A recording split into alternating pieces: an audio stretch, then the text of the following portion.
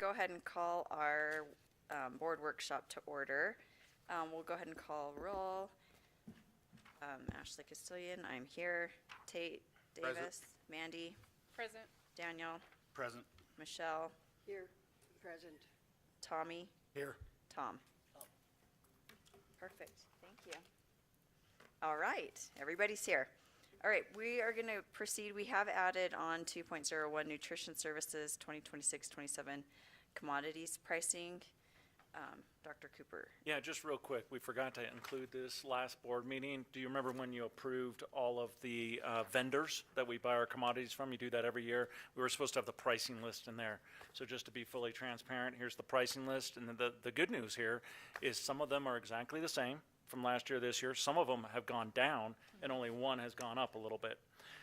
So all in all, we're coming out ahead on this pricing list. And with later in the meeting, there'll be it'll be part of our consent agenda to approve this. So I wanted you to know what this is all about, and that's what it is. And any thoughts or questions on that? Nope. Anybody? Thank you. Yeah, thank you. Okay, moving on. Do we have anything specific to strategic plan? Well, real quick, just because we do have it on here as an agenda, a couple of months ago, you might have noticed, and if you haven't, I'm going to point it out now, we've added the vision, the mission on the top, and the 3 goals on the bottom of every page of every agenda that's in front of you, just as a subtle reminder of our strategic plan. Perfect. Thank you, and good reference for us if we need it in our meetings. Okay, good. 2.03, we have microphone etiquette. JR is going to help us with the microphone. It's important to speak right into the microphone for the recording, but also for the speakers out there so the audience can hear. Just like Tate. Into the microphone, use the JR. I'm going to use some microphone etiquette. So we are moving to a new board docs program, and one of the cool features is that AI will help Brooke do the minutes for the meetings. So not only for that, but for all the people in the audience to be able to hear. We've had several people in the audience here kind of do this because they can't hear in the back unless you're talking into the microphone and it's coming out the speakers. So we just ask that you talk directly at it, so because if it's pointed away, it's very directional. So please just talk directly into it. If you need to mute it, you can push so if you guys see it? Oh, where it says Oh, I push. never knew we had that feature. I didn't know that either. Well, Fancy. just touch that button and it mutes it completely. So if Okay. you need to have a private conversation, that's how you perfect. do it. Ours are staying on, just so you know, JR. I think you just have to hold it. Maybe just. You have to, it's push. You have to hold You it. gotta Oh, you hold have it. to hold it. Finger Yeah. there. Yeah. So it stays It's only muted the whole time you're temporary. touching It it. wants us to Yeah. turn ourselves back on. Okay. Yep. Because knowing us, we'd forget to turn it back on, and we'd Yes. be like miles into a dissertation, and yeah, no one would hear us. They're like, oh, what's going on here? If you Yeah. want to mute it, you hold it. It's always on, but if you want to mute it, you hold it. Yep. So the whole time that the light's out, it's muted. Perfect. Thank you. Any other questions about it? Anything? My finger might get tired. So can you hear Michelle, or do you need hers? Yeah, no. My finger might get tired. There you go. Because I'll be holding it. Are we assigned per channel on the board so No. AI knows who's speaking? No, not currently. It's all coming into one audio output. So, Perfect. all right. And then what the mistake I always make is when I'm turning my head to talk, because I like to look and talk, my voice then gets loud and then quiet and loud and then quiet. So you got to try and stay centered on the mic. Yeah, it is hard, especially when you're all looking at each other and you want to turn. Yeah, just try to be mindful of where the microphone's at. Thank you, guys. Maybe you need to get one of those. Yeah, we all need headsets, JR. That's what we need next time. Like we're on a podcast here and we're all this is our show. Not for me though, but for them. Thank you, JR. Next, we have the architect interview prep and discussion. They lost those documents, or lost that. Yeah, I'm just going to start with this document that I've shared with you electronically. I also shared it with the architects. It has just a brief logistical overview of what the evening's going to kind of look like tomorrow night. We are hosting interviews here, so hopefully you remember that. I would say get here at 5:30. The architects, I'm asking them to get here at least by 5:30, if not 5, because we're going to flip a coin or draw straws to see who goes first. And I want them to have time to set up for the 6 o'clock show. And then we'll start as close to 7 as possible for the second interview. There might be some, adjustment of time because I imagine they're going to bring poster boards and they're going to have handouts. So there might be 10 minutes of setup for each one of these. They're going to present. They're going to introduce themselves and they're going to present addressing these questions. These are lengthy, small paragraph length questions that I gathered from the facilities committee and from others, from you, from just our work with QC10, the first round of architect work, questions that have come up from teachers involved in the CTE part of our high school. So these are questions they should be addressing during the presentation. We're leaving it open-ended, like a discussion style for the second part of the interview, so you can ask these questions if you don't feel like you got a good answer. If another question comes up and you want to ask, comes to mind and you really want to ask it, go ahead and ask it. I'll try and capture those questions and then be able to make sure we ask the next team the same questions. And that's kind of how it's going to work. If anybody has any thoughts or suggestions or wants to make any changes, we can make some minor changes to it. Are we opening it up to the people that are the public to ask questions? Okay. I would say no. I would stick to the board and our facilities committee. So we have a few people who are on the board and on the facilities committee.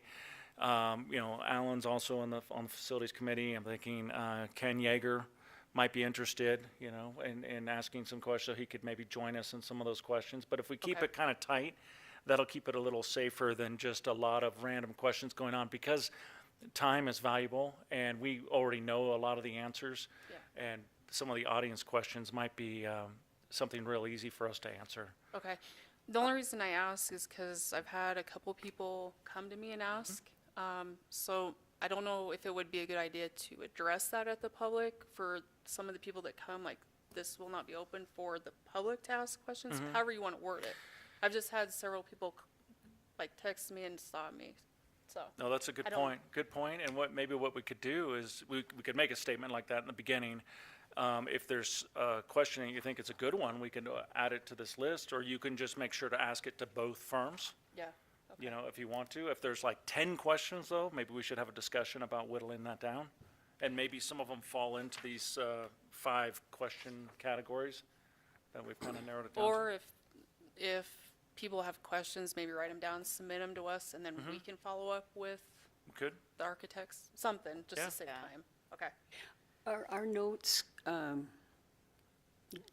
do they have to be saved or public when we take notes from the?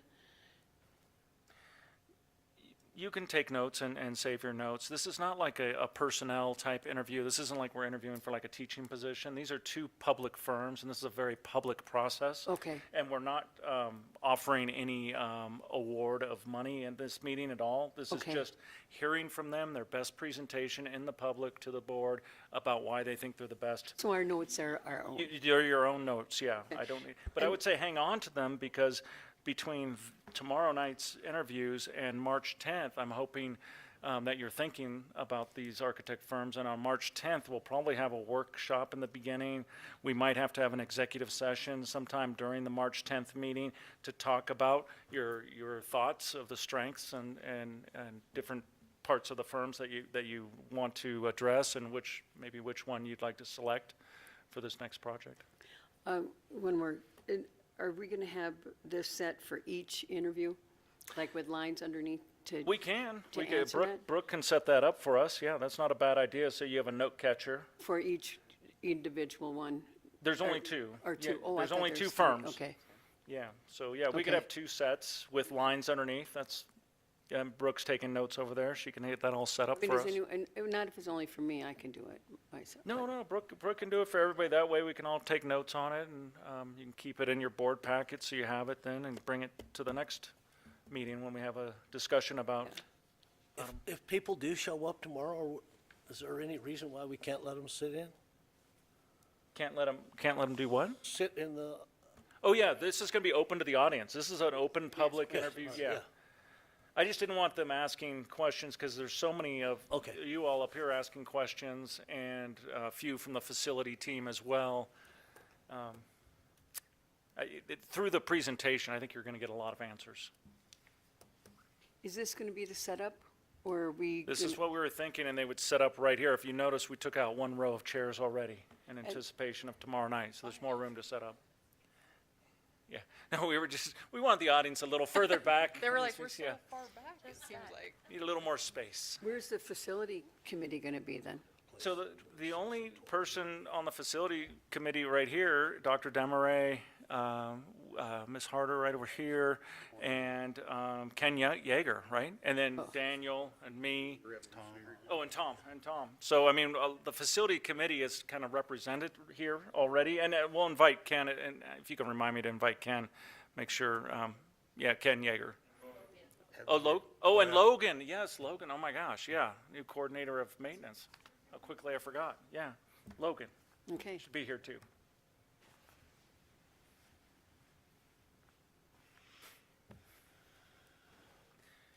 Tate, you don't have any questions down there? Just happy to be here. Good, all right, good deal. We're happy you're here. Yeah. We're happy you're here. So this does sound okay for everybody, this format, and no, the second part of this is an open discussion, so I didn't want to get too prescriptive. I wanted you to feel free to ask the questions you want to ask. It's not like when we interviewed Yeah. for superintendent where it has to be the exact same questions, because we're really just following up on specifics of what they presented, so we don't have to worry about that, I don't think.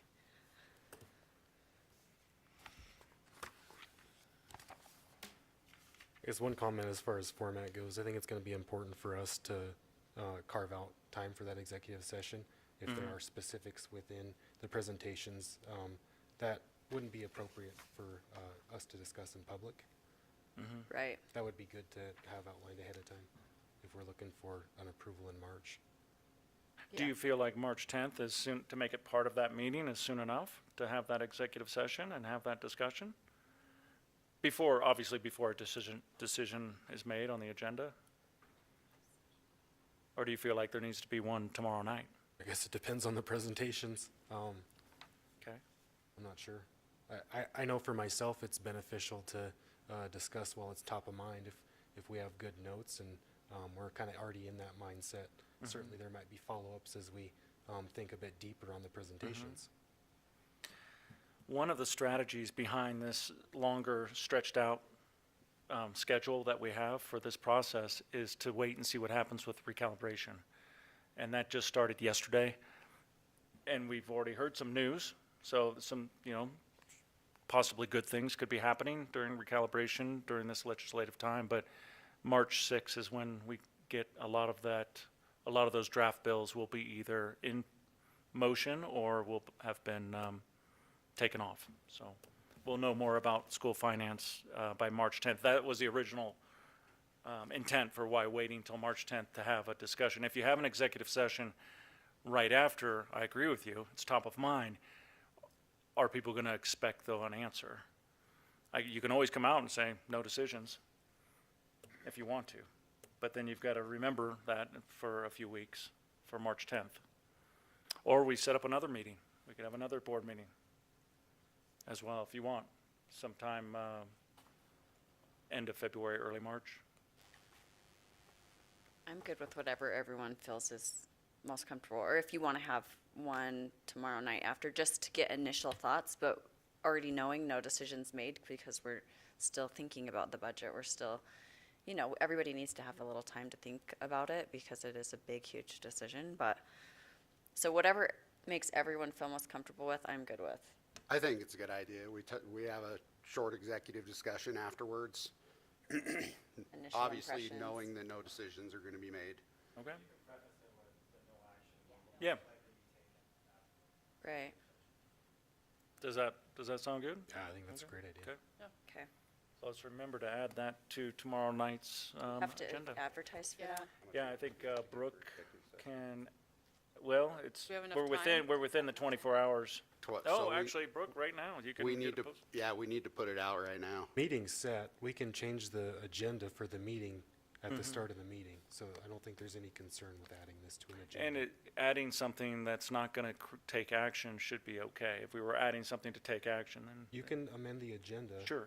I think as long as the meeting's posted, the board has the ability to amend the agenda right at the start of the meeting, so I don't think there's an issue. Yes. In the spirit of just being fully transparent, that's all we were trying to do, is should we add an executive session to the online agenda right now? It's easy to do, it's 24 hours in advance. I guess, do we have an executive session placeholder on that agenda with the architects? Probably not, because that was a special agenda that we just made for that evening. Why don't you just add it and update it on the website, and then when we have the start of the meeting, let's make sure to Make make the a public decision. announcement that we're going to Right. have this executive session at the end of the evening. Thanks, Brooke. Sorry, you got time, you got like 45 minutes till it's 24 hours. Perfect. Any other discussion on that?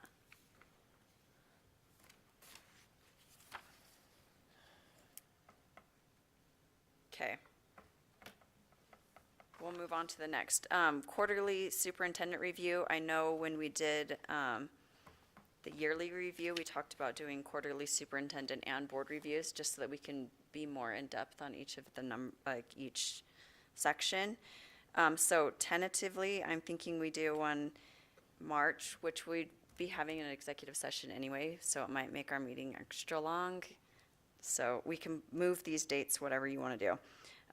But I'm tentatively thinking March, June, August, and then in November. Does that sound fine to everybody?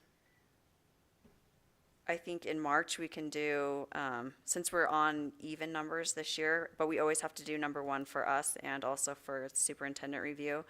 So we'll go over that one each time. For ours, we could just do one or two, and we could do it time dependent. Or we have 6 sections this year on ours, and I'm not sure, I think on the superintendent review, I don't know. I think there's like, yeah, Or 4. 3 or 4. So we can do 1 or 2 of those too. Do you guys want to do that March, or do you want to push it back to April? Or does anyone care? I would say if we're gonna be in executive session in March, let's just hammer it Just out. do it. Okay. All right. So let's do for ours in March, we'll do number 1, 2, and 4. Or let's just do number 1 and number 2, since we already know we're gonna have a long for us. And then we'll just do number 1 and number 2 for superintendent as well. Does that sound good? Number 1 for the superintendent? Well, we just always have to do number 1 each year, so we might as well just always review it, because it's just Okay. general. Get it done. But only Yeah. 1 and 2 for us and 1 and just 1 1 and for 2 for superintendent. Oh, okay. Okay. So we'll just kind of try and make it quarterly. In November, we'll plan to do the yearly review for the superintendent and then for ourselves as well.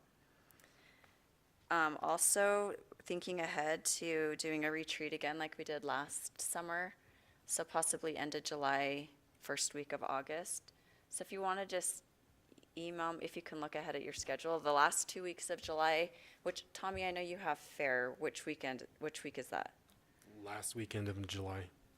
Okay, so if you guys just let me know the last 2 weeks in July and the first week of August, if there's dates you can't do it or can't, whatever's easier for you, just email me those and then I'll try and see what we can figure out that works for everyone. And did 4 hours in the evening work for everybody? That's what we did last time. And we can Yeah, do, we can do do it at that. a different time of day, we could do it all day, I have or a 4 wedding hours in the on evening if July that worked. 31st Okay, in Colorado, so Okay. it'll be a few days I'll be gone. Okay. Outside of that, I'm it's available. probably the weekend. Tommy's busy with fair anyway. Okay, yeah. So just let me know what days you can or can't do, and then we'll go from there and try and figure out. Last year it ended up being like basically one day that everybody was free, so. Okay, Anything else on that? Does anyone have questions, comments? Okay, and then legislative update. Well, I can give you a quick update, and Katie could probably also weigh in as well, and Alan and Anne Marie, they've all been paying attention. You know, I've shared all the updates as fast as I've been getting them with the board. They're coming to the superintendents pretty quickly, and so you can follow all of those bills online. And the recalibration bill that was presented on the House side didn't get enough votes to make it to the floor. So it essentially is non-existent or dead, or there's, you know, something like that. It's just not going to be in play this session. Now, there is a similar bill on the Senate side that we don't have all the details on, and we're trying to get some information on that right now. And that could come to play this week, and it might have some impact on school funding.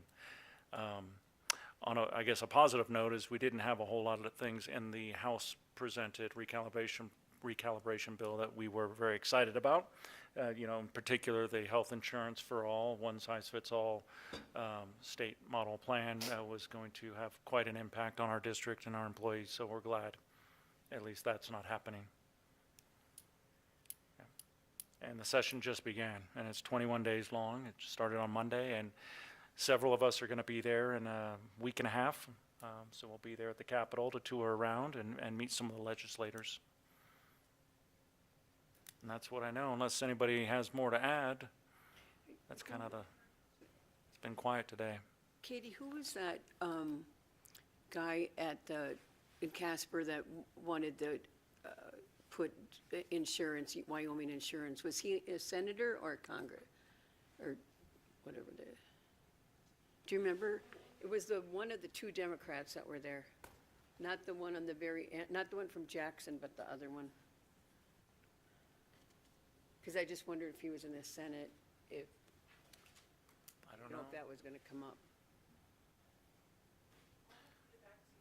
Yeah. Oh, okay. I was just, it's not that big a deal. I just wanted to know if those were, if he was a senator, then it still could be coming up.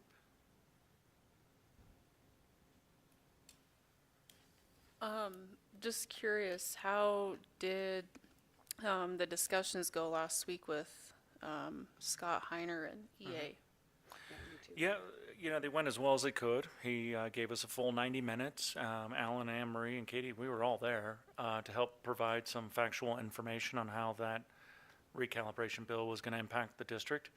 And, you know, he lives in our district and has had 7 children graduate from our high school, so I think we connected, you know, a little bit there, and just on an emotional side of things, because, you know, he's part of our community. I talked a lot about the values of our community and how the values play out through the school board, and then the school board, you know, loops that into the strategic plan, and also how they think about the budget. And that's why we take the basket of goods, the block grant funding, and we spread it out beyond the classroom, and we hire counselors at the elementary and nurses at the elementary and SROs and things like that that aren't necessarily identified by the state and not funded directly by the state. So we kind of were making that point of, if you channel everything into one category for teachers and paras in the classroom, that pulls money away that we're using in these other places. Then that's connected to our values of our board, which represent our community. And so we just emphasized a lot of that and gave a lot of clear examples, factual number examples of how the things within the bill were going to have an impact on our budget. So I like to think we made a little bit of a headway there with the discussion. However, you know, that bill was almost made it.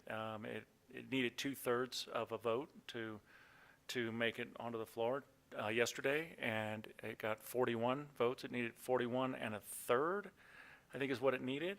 So it was 41 to 21. It was very close. So even 1/3 of a congressman could have pushed this forward onto the floor. So, and there were several different reasons why it did not make it, and I think the two that rise up a lot when we talk about this particular bill is the health insurance, but also the local control. It was going to take a lot of local control away from school boards, and a lot of boards and a lot of communities didn't like that. and rightfully so. You're elected by the people to represent the community, to lead the schools, right, in our school district, through the policies, through the budget, and a lot of that was going to be restricted. And it was going to really take some of your control away of how to lead your district. So that's why a lot of communities were not happy with this. And that vote is public, right? You can look up to Yeah. see Oh, yeah. who the 41 were. Yeah. And who the 21 were. Yeah. I mean, if it ever came up like at election time. So, Yeah. Yeah. anyway, Yeah. just saying. It's a good thing to know. In yours, I did left on everybody's area a little health insurance provision. It died in the House, but in case it comes back through the Senate side, the Association of Wyoming Insurance Agents had got that to me.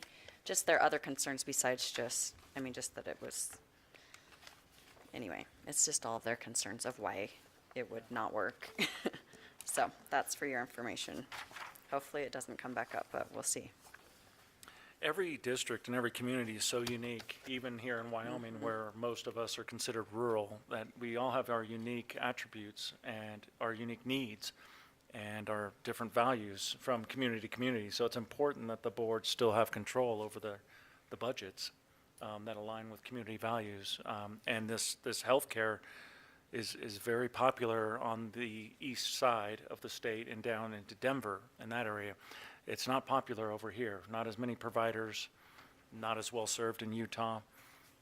And that's why all of us on the western half of the state, in fact, all of us except for one school district, go with different healthcare services. And we're happy with ours.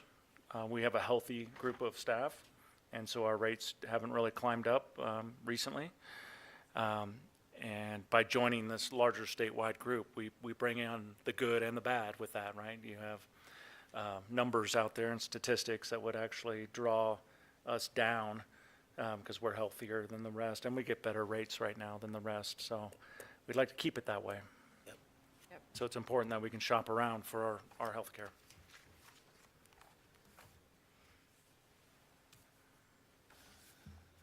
Okay, anything else? Does anybody have anything they want to go over or address? We're good. Okay, then we'll go ahead and adjourn our workshop.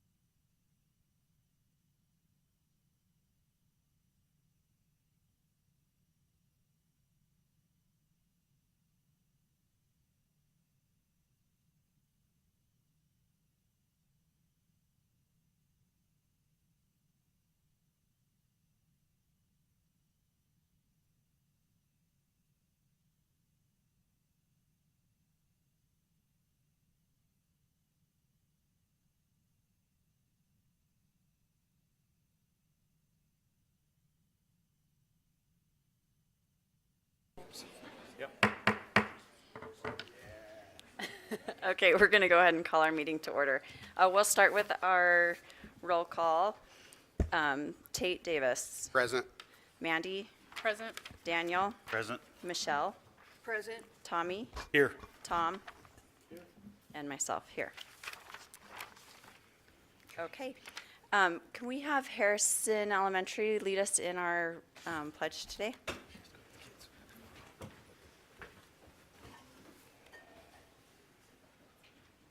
I pledge allegiance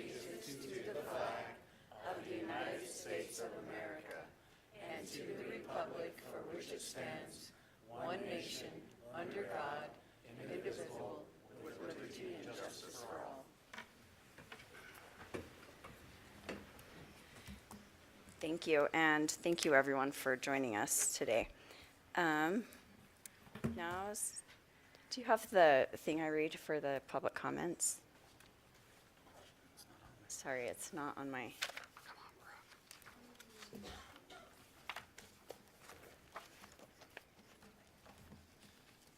Sorry, I should have caught that.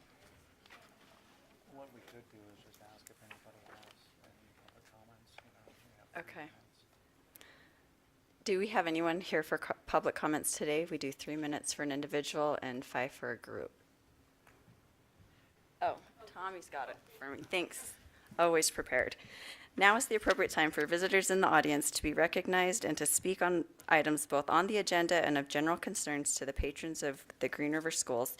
There will be a limit of 3 minutes for an individual and 5 minutes for a group spokesperson. No speaker shall speak more than twice on any issue. The board is legally obligated to maintain confidentiality concerning district personnel, and therefore matters concerning district personnel will not be discussed. Do I have anybody? Dr. Demery. Thank you, Madam Chair, Dr. Cooper, and Board of Trustees. As you know, our winter months are really busy for our activities department. We've got a lot of just regional contests and things that are happening. But also, Green River also hosts 2 large events in both the Flaming Gorge Classic and the Tolman Invitational Wrestling Tournament. And while those are fantastic for families, they don't have to travel very far. They get to stay home and watch our athletes participate. And regionally as well, teams can come. They don't have to travel long distances. It's also a great boost to our economy, both in Green River and Rock Springs. But we just wanted to publicly recognize Tony Beardsley and his department for all the time that it takes to organize those events, to prepare and plan. He's scheduling officials and referees and all the workers that help with that. So his entire department, a lot of times we forget that it takes a small army to make sure those things go as smooth as they do.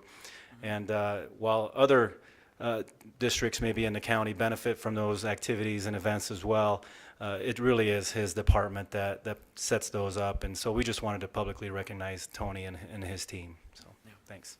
Thank you. Thank you.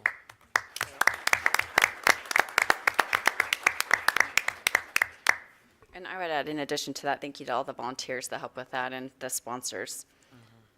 Okay, do we have any other public comments? Okay, great. We will move on to school board appreciation presentation from the students of Harrison.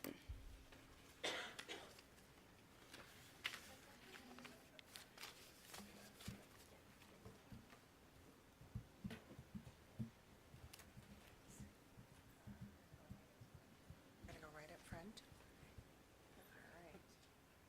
Okay, Madam Chair, we are here from Harrison Elementary to just say thank you for everything that the school board does for all of the members of Harrison Elementary, the staff and the students. Student Council and the Social Committee got together this year to recognize you for everything that you do, and we are super thankful for it. So we have a quick presentation behind you, and then the kids have a couple gifts for you.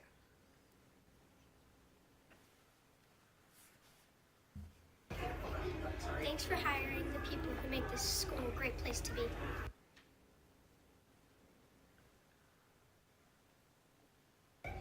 Thank you for helping make our school a great place, fun place to learn and grow.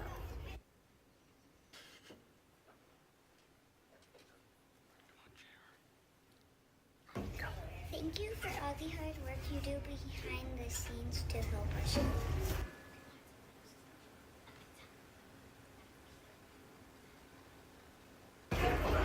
Thanks for hiring the people who make this school a great place to be. Thank you for helping make our school a great place and a fun place to learn and grow. Thank you for all the hard work you do behind the scenes to help our school. We appreciate your decision that helps students do their best. We are lucky to have people like you who care about our education and safety. Yeah. Get all of us, Brooke? Okay.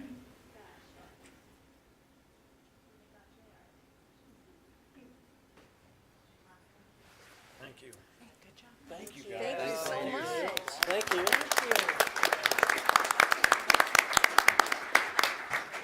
Thank you so much. Thank you, ladies. Should tape that on the front. I know, we should. We'll get some tape. Put it up for next time. Okay, thank you. Yeah. All right, next we have recognition of the Green River High School student ACT scores. Mr. Heslop.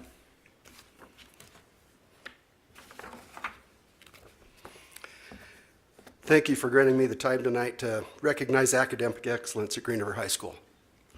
It's often easy to recognize outstanding public performances, sporting events, plays, concerts, things like that that are out in the public that we invite people to come and see. It's much more difficult to recognize what happens in the classroom, and tonight I think it's really important that we do so. Students being recognized tonight have performed academically at what some perceive to be one of the most prestigious and talked about measures of intelligence, student achievement, and college career readiness. The following students have scored among the top 20% of all students tested nationwide in this fall's ACT test. Students tonight will be presented with certificates of their ACT percentile composite scores to honor their accomplishments at tonight's board meeting. Ms. Wabel, can I have you come and help me? I'm going to call our students up. Please come up, grab your certificate, and wait until we're done so people can take pictures of you. I know a lot of your parents came to see this, so it's as important to them as it might be to you. Emma Johnson.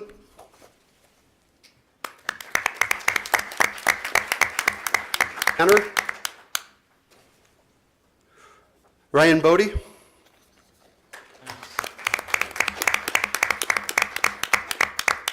Ian Draper.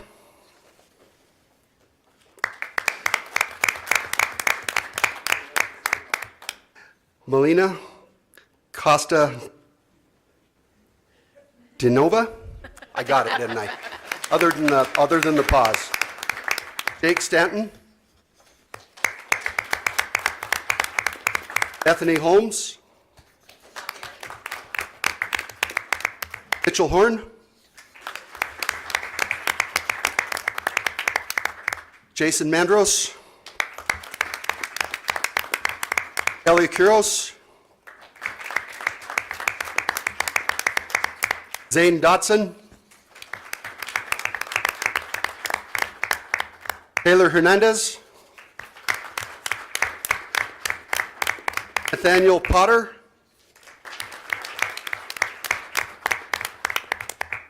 Madeline Thomas. Lee Butel. Carrington Birch. Noel Green. You're getting a workout, aren't you? Sorry. Noah Hemphill. Reagan Obrey. Landon Smart.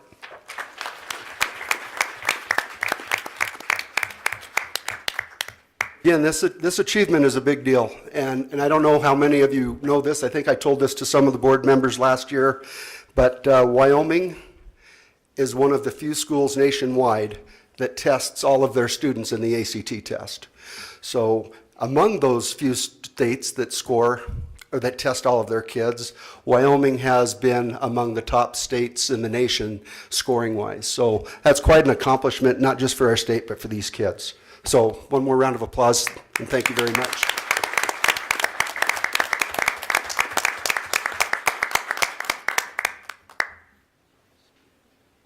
Great job and congratulations to all of you. Yeah, way to go.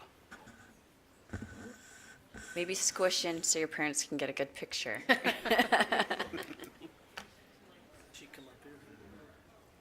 come up here?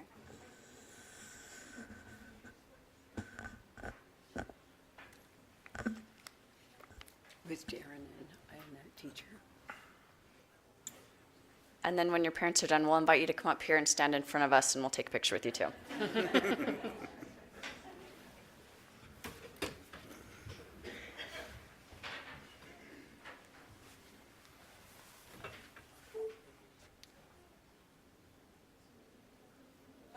Don't be scared. Oh, I know. I know. You guys are Getting really mixed up. celebrating.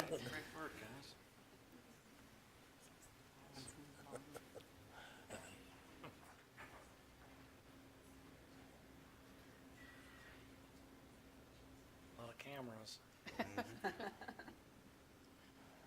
Throw out the bad ones.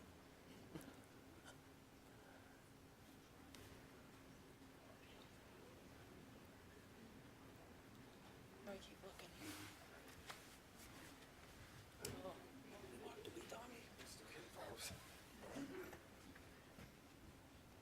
We almost got it. I think we got it.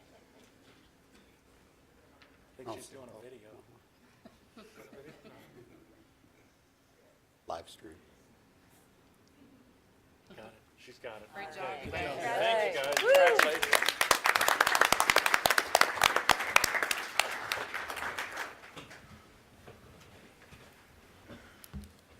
Okay, next we have recognition of school board. Dr. Cooper. Yes, thank you. So it's School Board Appreciation Week, but really it's School Board Appreciation Month. There's been a lot of celebrations for our school board and school boards across the state. And so I'm just excited to share out my thank you, my gratitude for this awesome school board. You guys are amazing to work with. And last Tuesday night, we were all at the Green River City Council meeting, and there was a big acknowledgement there. There was a School Board Appreciation Week proclamation that was read by Mayor Pete Russ. I'm not going to read through that again, but many of you were able to be there, and thank you for celebrating with all of us there. In addition to that, our SROs were also there. Our SROs were also recognized by the Green River City Council last Tuesday night. So it was a great honor for all of your public service, and I just want to say thank you. This is the month of the school board, and so thank you all for your service. Not many people know this, but this is a volunteer board, and they put in hundreds and hundreds of hours every month. I mean, you're constantly reading reports, you're constantly in meetings. All of you are in additional meetings beyond the school board meetings because you're on these committees. You're maybe with the BOCES, or you're on the facilities committee meeting, or a calendar committee or something like that. So you're putting in a lot of extra time above and beyond your work on the school board, and I appreciate you. Thank you. We really appreciate you. Okay. Thank you to everybody. They do put in a lot of hours, and so I appreciate them. Next, we have Give Me a Buck, and we're picking two tonight. Two tonight, yes. Chamber bucks.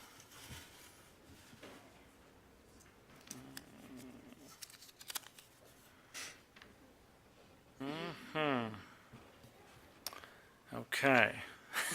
Sorry. Magdalena, special ed aide at Truman. Okay, do we know her? She exists? Okay, wonderful.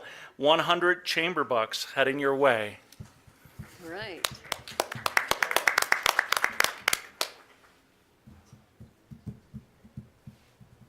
Okay. Naomi, head custodian at Washington. Naomi, yeah. Congratulations. 100 chamber bucks heading your way. Thank you very much. Perfect, thank you. Okay, moving on, I need a motion to approve the agenda. I'll motion to approve the agenda as presented. Moved by Tom, I'll second. second by Michelle. Any discussion? All in favor? Aye. Aye. Oh, to the consent agenda items. Do I do it right there? Add something to the consent. Oh, yeah. Okay, wait. So pause on that. We need to make a motion to add 4.13 Nutrition Services 2026-27 commodities pricing to the consent agenda. I move to amend the main motion, adding 4.13. Moved by Tommy, Second. second by Tom. All in favor of the amended agenda? Aye. Aye. Any opposed? Motion carries. Does that cover all of it? Okay. Sorry. Madam No. Chair, I think we need to vote on the amendment and then the main motion. Okay, so all in favor of the amendment to the consent agenda? Yeah, And I think agenda. we're good on that Okay, amendment, right? so then we Just need to vote vote on the agenda. on the yeah, on that Okay, amended so motion. can I get a motion to approve the agenda as amended? I'll motion to approve the amended agenda. Moved by Tom, Second. second by Tate. All in favor? Aye. Aye. Any opposed? Motion carries. Okay, thank you. All right, moving forward, the district goals and leadership activities. We have the WSBA Legislative Forum and Reception on Sunday, February 22nd, and then Monday, the 23rd, at Little America, and then also at the Capitol Building. And I think there's several board members going. Do I need a, We didn't do them all, did we? have to do the consent agenda separate? Is that what you're wondering? I think we have to approve the consent agenda items. Okay, we're gonna go backwards. Sorry, the amendment messed me up tonight. Okay, so can I get a motion to approve the consent agenda items with the addition of 4.13? I move to approve the consent agenda items 4.01 to 4.13. Moved by Tommy, Second. second by Tom. All in favor? Aye. Any opposed? Motion carries. Now I think we're good. Okay.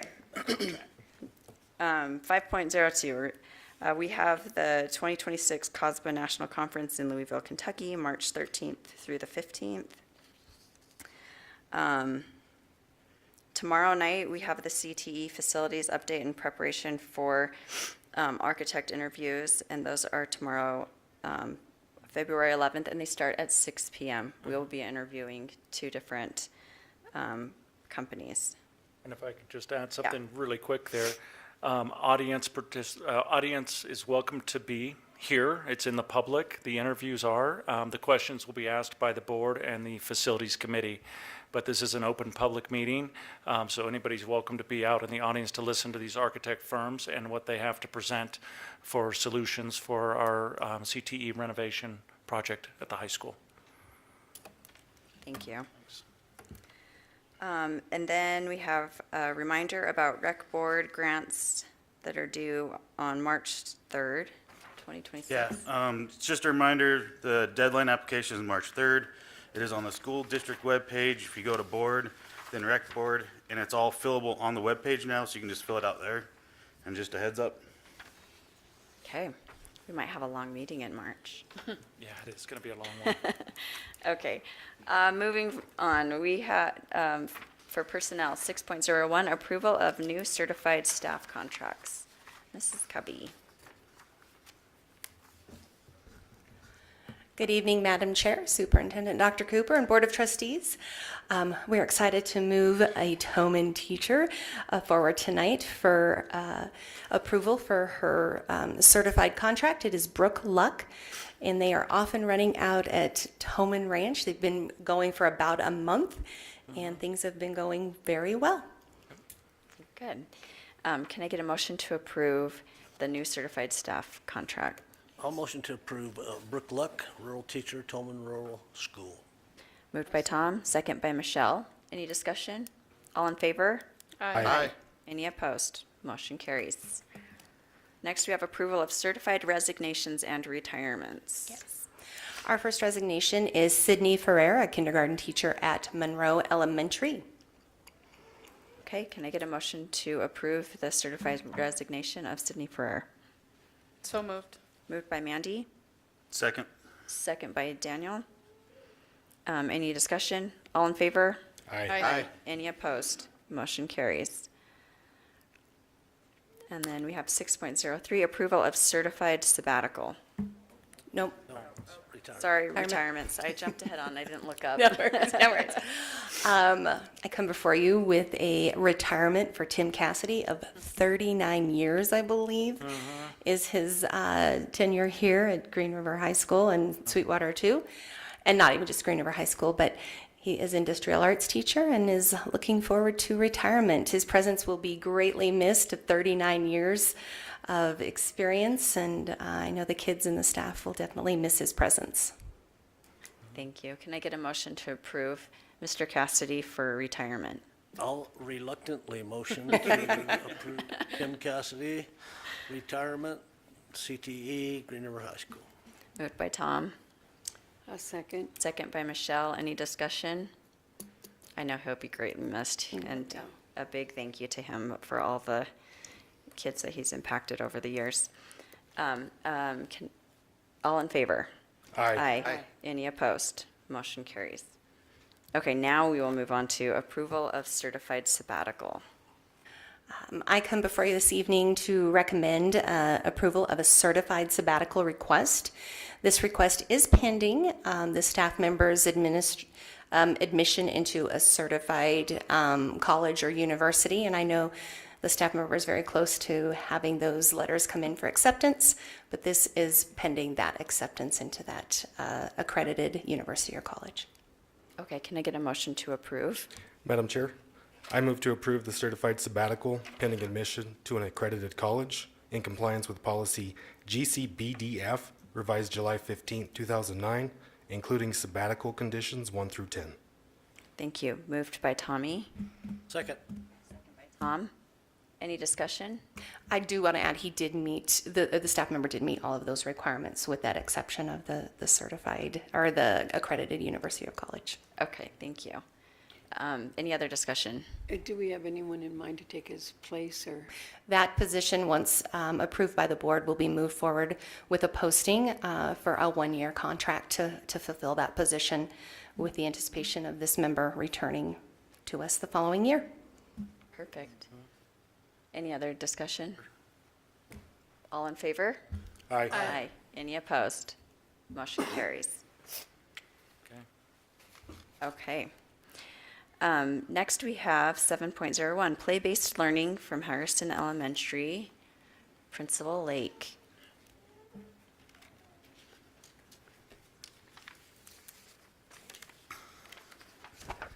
Right, the crowd diminished. Madam Chair Castilian, Board of Trustees, Superintendent Cooper, we are extremely excited tonight to share with you some of the outstanding work that this group of incredible educators behind me are starting to do. We've started to dabble, well, more than dabble, they've really dove headfirst into play-based learning, and we call it Eagle Play at Harrison. And tonight we're going to talk a little bit about how that's kind of shaping the way that we're thinking about learning for our youngest kids, and kind of our journey, as well as kind of what's next for us. But before I'm not going to tell you that, because these people are outstanding, really are outstanding educators. But on top of that, they're just great humans. So behind me I have Yolanda Crowder. She's our licensed registered play therapist. I'm sure she could do that as well. She's also a licensed clinical social worker. Then we have Kylie Lewis, who's an outstanding kindergarten teacher. And we have Janelle Huber, who is a fabulous first grade teacher. Annie Linen's not here. She's a para that works in our play-based learning lab. And then last but certainly not least is Julie Cobb, who is our instructional facilitator. And really, any good thing that happens at Harrison, she usually has her hand in it. So I'm going to turn the time over to them to share a little bit with you.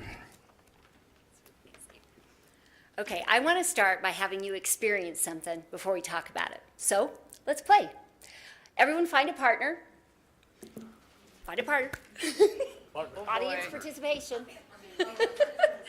Play a quick round of rock, paper, scissors, best 2 out of 3. Ready? Go.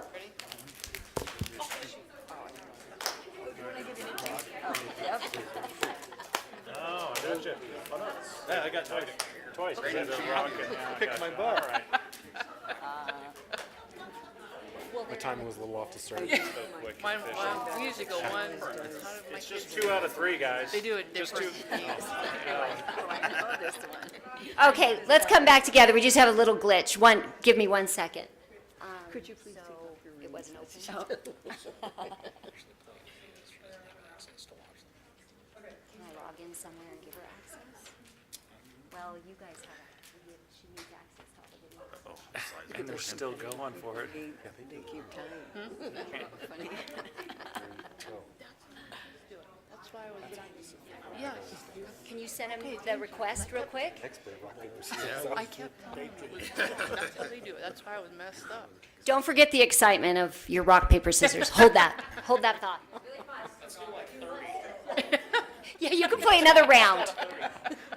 I don't need to get. We can make it a tournament.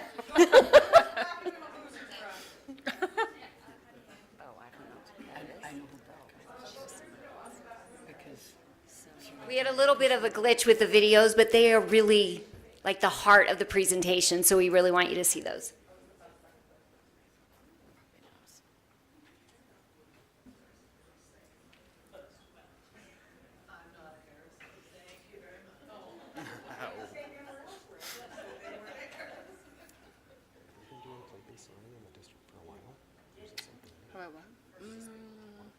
I don't know, to be honest with you. I don't remember. Yes. Maybe it's something they've developed in the last year. Looks like there's going to be a few requests coming. Yeah.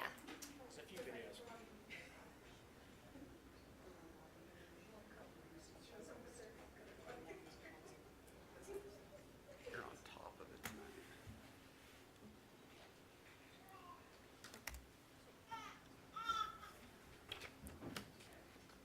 Where's the baby?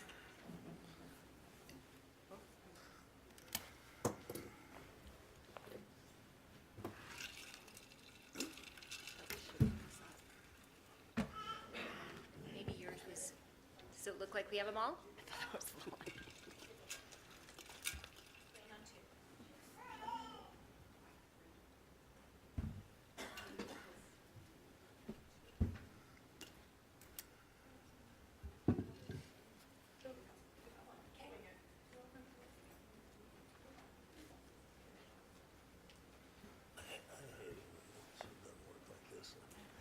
I was giving a presentation at the Outdoor Recreation Conference 2 years ago, and I spent a freaking decade putting this newest version of Purple out there.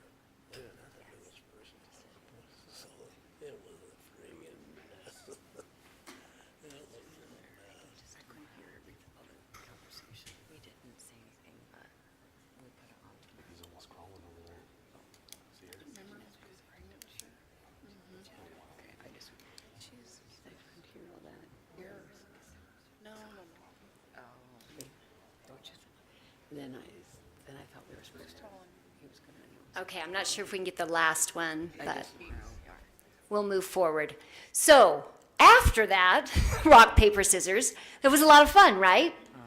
But in less than a minute, let me get where we're at here. Okay, in less than a minute, your brain was doing a lot of work.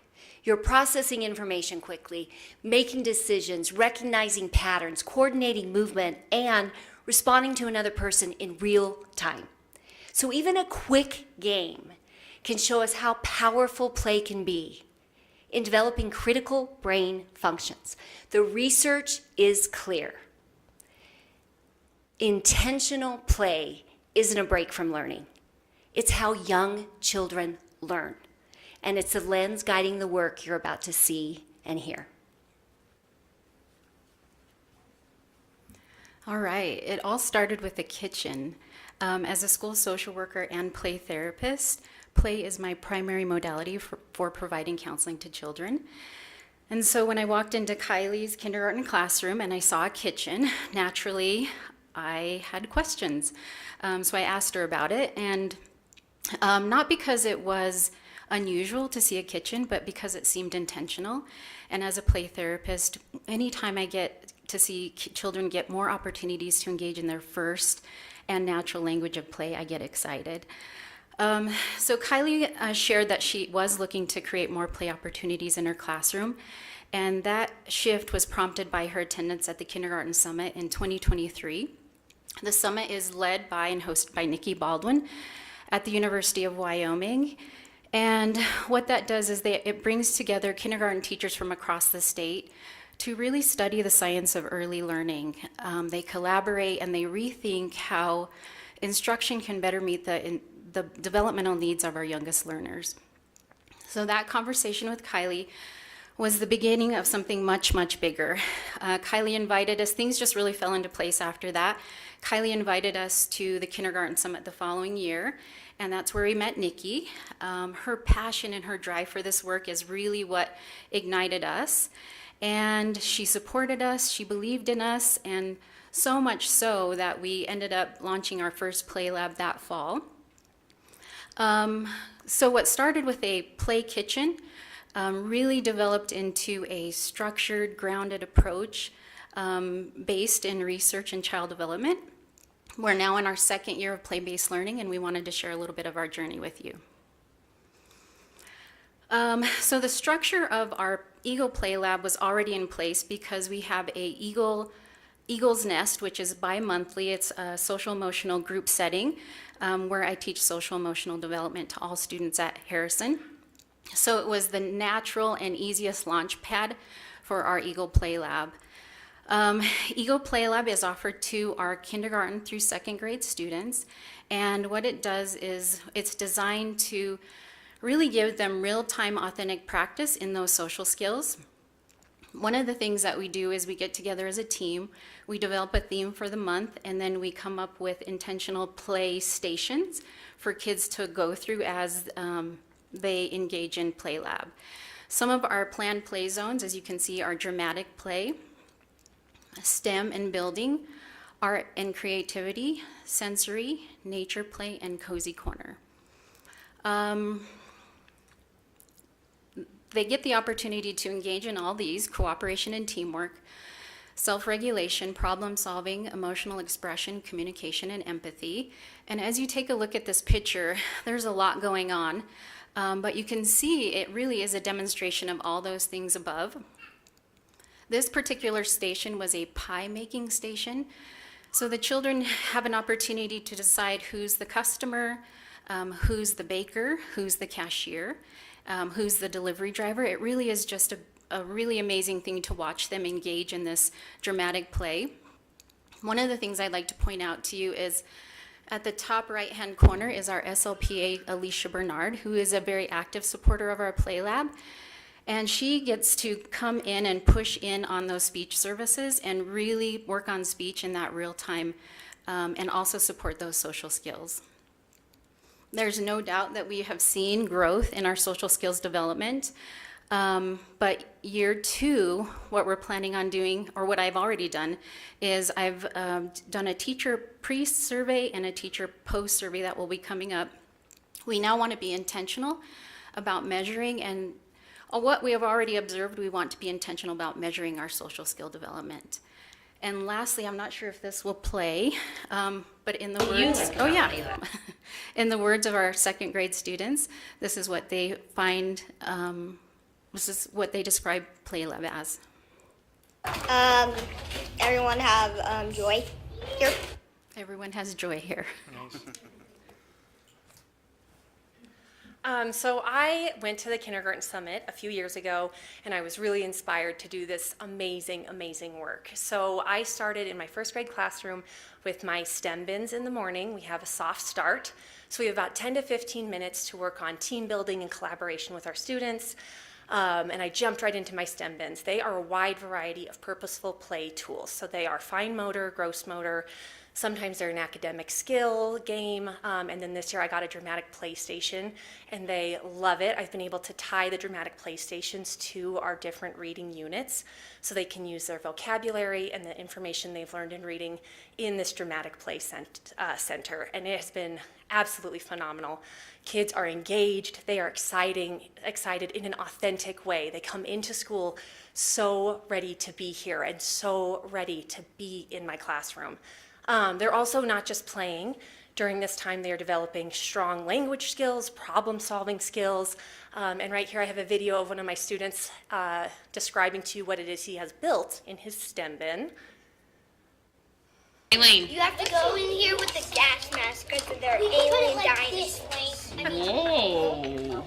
Yeah, that's pretty great. Like, that's at 8:36. He just came inside, and he's like, alien dinosaurs, gas masks, which it was a cube. I would have had no idea. So we have seen so much growth with these STEM bins. Last year, we wanted to just keep digging. How can we keep using this effective teaching strategy in other areas? One of the ways we decided to push in was our math intervention time is at the very end of our day, which for young learners is tough because it's 2:30 and they have given you their very best all day long, and now we're going to go learn math skills that you need to work on. It's going to be fine.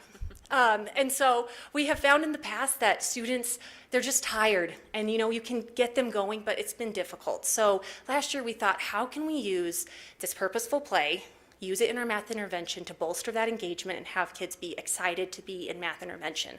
So what we used to do is we would analyze our data, establish what are the foundational skills that these students still need to be successful. We would then send them out to a para or a support staff member who was given lesson plans by us, and they would conduct those lessons with these students. So we are still doing that critical data analysis, but instead of sending them out, we have them stay in. So we do our data analysis. What is it these kids need to learn? What do they not have? And then we create purposeful play stations around that skill. We have the paras and support staff come into the room. We have like a team meeting, and I'm like, these are the stations, this is how we're gonna do it, and then we break into our groups and do our math stations.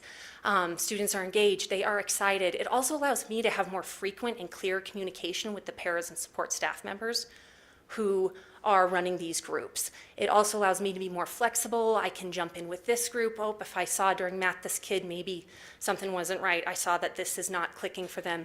I can then pull them into my group, and it's allowing for more flexibility. So I have a student here describing one of their favorite games called Shut the Box. They learn it in kindergarten, and I've just kind of adapted it, so. How do you play this game? You get two dice. You go in a circle. So you roll, and whatever you get, you can do minus or plus.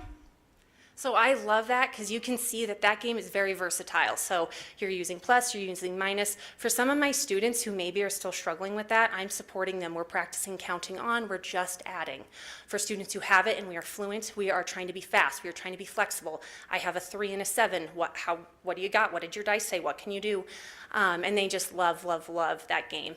So then this year, I want to just keep going. Every year, I'm like, how can I make it better? How can we make it bigger?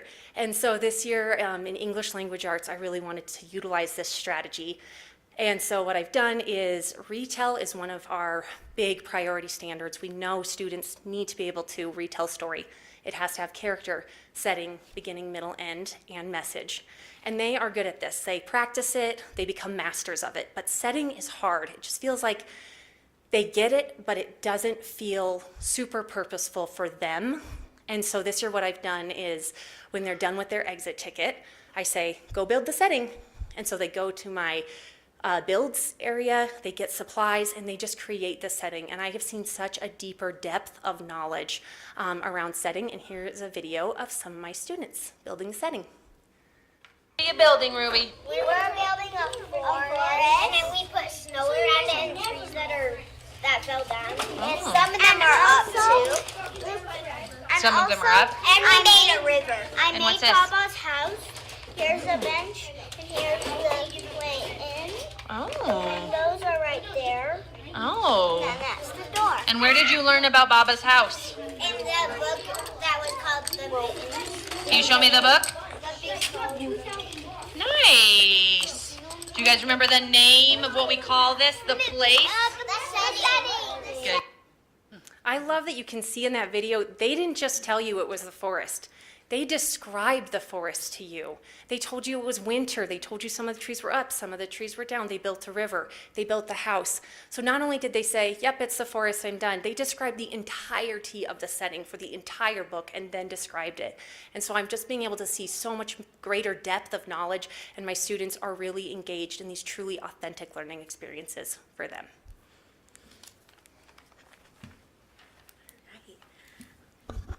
Play is such an essential part of our kindergarten day. It's very intentional. It's aligned to our standards, and they're learning through experiences. We believe that play is the practice component that our students need to bring everything together. So with that, they're helping close that learning loop and growing with each other.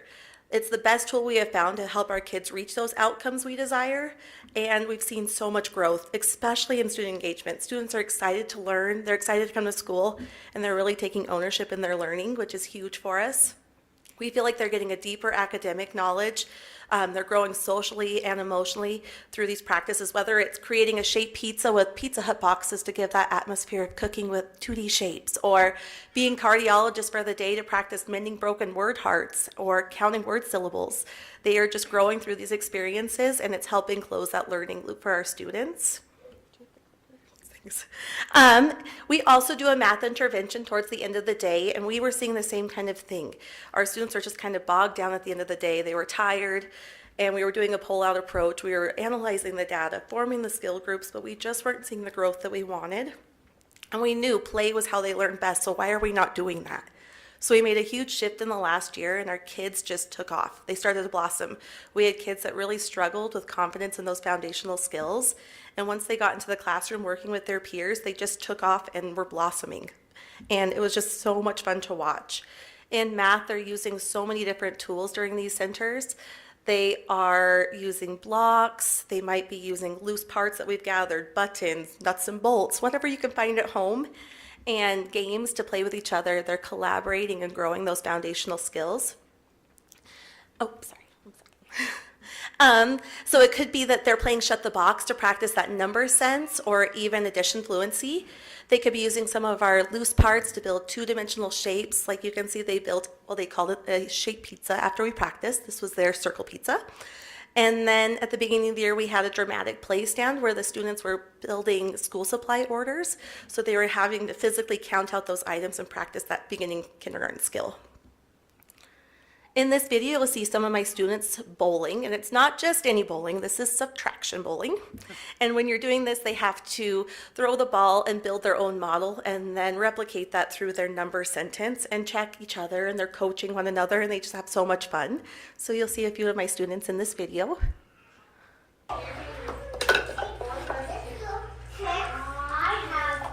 What's next? Let's do the sentence. Write your sentence, yep. Lily, could you put one up? Nope. Okay, write your sentence, you got this. All I did is put the ball to the table. Yeah, he did great. 6 months. 2 You're gonna simply tell Mom and Dad why. Okay, show me. Okay. What are you guys working on at this station? Subtraction. What does that mean? Takes away. Oh, really? What's your favorite thing to do during Math Win?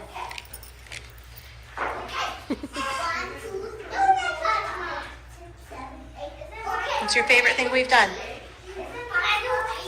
What's that?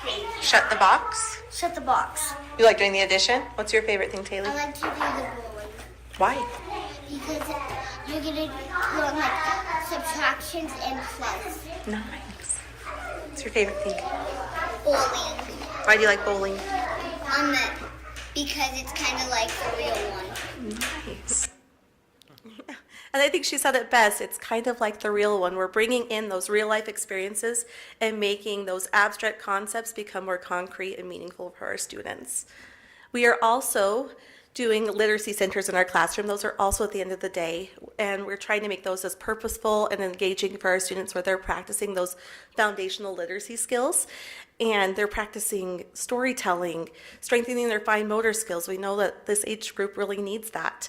They are building letters, writing words, building words, and communicating with their peers. They are participating in a lot of dramatic plays, so it could be a post office where they're writing letters to their loved ones or their classmates. They're running a store. We even had a Hocus Pocus lab where they were creating spooky recipes and potions that their friends could recreate.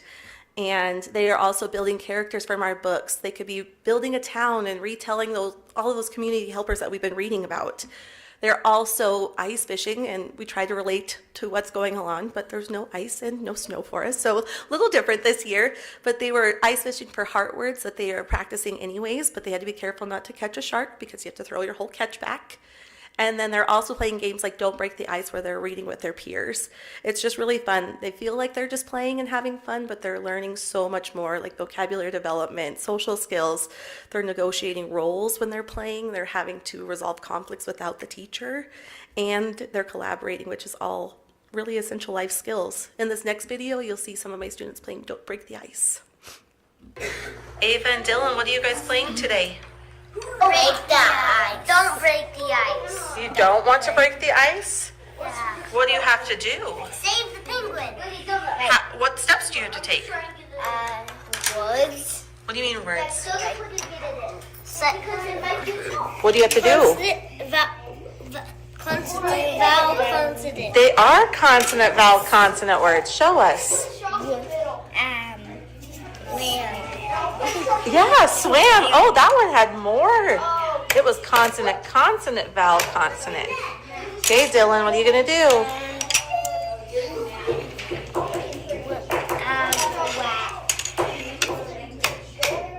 Ooh. I want to just drop the penguin on the head and then Oh.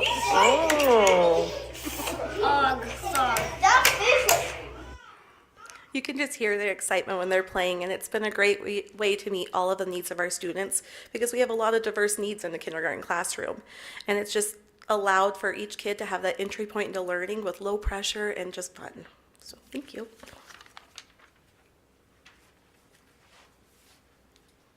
All right, what's up for us next is we've expanded from a team of 4 to a team of 8.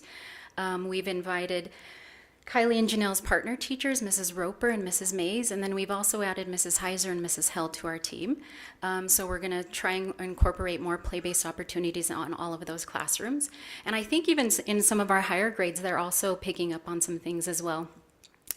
Kylie and Janelle and myself have been recruited to be play practitioners through the University of Wyoming. And we are now matched up with other educators across the state who are also wanting to incorporate more play-based learning in their schools. We'll be attending the Kindergarten Summit in 2026, and with our mentee, we'll be presenting to other educators across the state. And lastly, want to just give you an open invitation to come to Harrison and view our Play Lab and our play-based learning classrooms. Play Lab is offered twice a month. And anytime, any day, you can watch play-based learning happening in our classrooms. Thank you. Thank you. Wow, that's great. Thank you, and great job. It looks like fun learning environment. Next, we have a Curriculum and Instruction Department update, Dr. Demery. Thank you, Madam Chair, Dr. Cooper, and Board of Trustees. That's a tough act to follow there.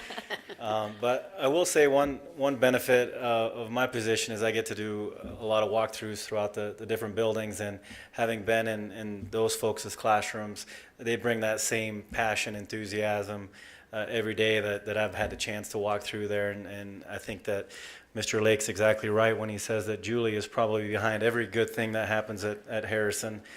She's an invaluable member of our instructional facilitator team. But and I also did learn that if I'm going to try to win Katie over on a purchase order or anything, that I can't play rock, paper, scissors against her, as she did take advantage of me there. So, but anyways, it's been a bit since we've provided you with an update on our curriculum and instruction. And And we knew last year we brought in a new adoption, K-8, and that was a big purchase for the district. And there's been a lot of things that have been progressing throughout. And so we just kind of wanted to hit on a few of the highlights just so that you're aware and that our various stakeholders are aware of what's been happening. The first is called Ed Tomorrow, and this is a group that Dr. Cooper brought to our attention from his experiences in Colorado. And one of the great things about this initiative per se is that it's not bringing in new things to our teachers' plate and adding to their duties. It's really taking some of the things that we want to see in our classrooms every day, that engagement, making learning fun, making it a fun place for students to attend as well as for teachers to come to work every day, and bringing some of the initiatives that they already have in place in our secondary setting. So it's an initiative for the middle school, high school, and as well as Expedition Academy. We brought these folks to work with a small team during our last professional development day to kind of get it jump-started so that in the fall when we bring them back, then they're going to be able to lead a lot of our groups throughout those buildings. And really it's around those everyday types of things that we would like to see in our classrooms, and really hoping that it also rejuvenates teachers into simple strategies and routines that they can put into place to help with, again, engagement, having better attendance, academic outcomes, and some of those things that we're seeking every day. One of their big initiatives through the Ed Tomorrow is what they call their First Five collection. And this is a free subscription type thing that our teachers can sign up for. And every morning, I'm signed up for it, and it's before 6 a.m. You get an email, and it provides you with the first five for that day. And it's really just some great lesson starters for our teachers. You know, it's got some interactive videos, it's got some pictures, some funny kinds of memes on there that they can utilize to get their students engaged for the day and the lesson.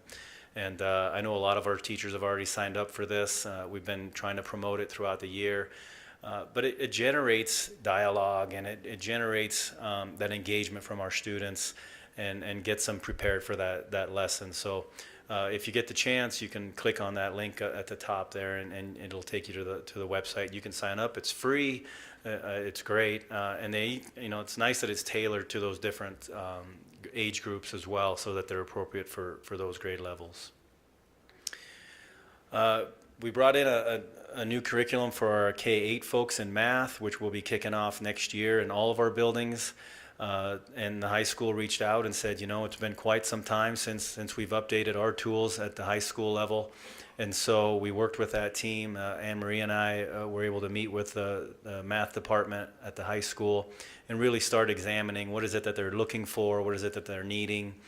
And we landed on Pearson Math, which what's really nice about this tool is that it blends both textbook, hardback books, as well as an online platform that students can have access outside of the school day. And one of the things that they really appreciated was that, as you can see here, there's a lot of examples, a lot of practice for our students, but also it brings in real-world connections to why is math important. We get that question a lot, right? Our students will say, well, I'm never going to use this when I get out of here. It brings in examples of when would this math be utilized out in the workforce or after you graduate. And so it allows those students to make those connections and hopefully be a little bit more engaged in some of the skills that we're trying to learn. And so we're pretty excited about this. It'll be also provided for our Expedition Academy, as well as our 8th graders that take Algebra 1. So new series for Algebra 1, Algebra 2, Geometry, and then also our advanced students that are going to be getting prepared for college algebra. All right, U-Science, you may have already heard about this in the past, and this is really in alignment with the RIGHT initiative, as well as our efforts to get our students to be college and career ready. Dr. Cooper has been promoting GRIP.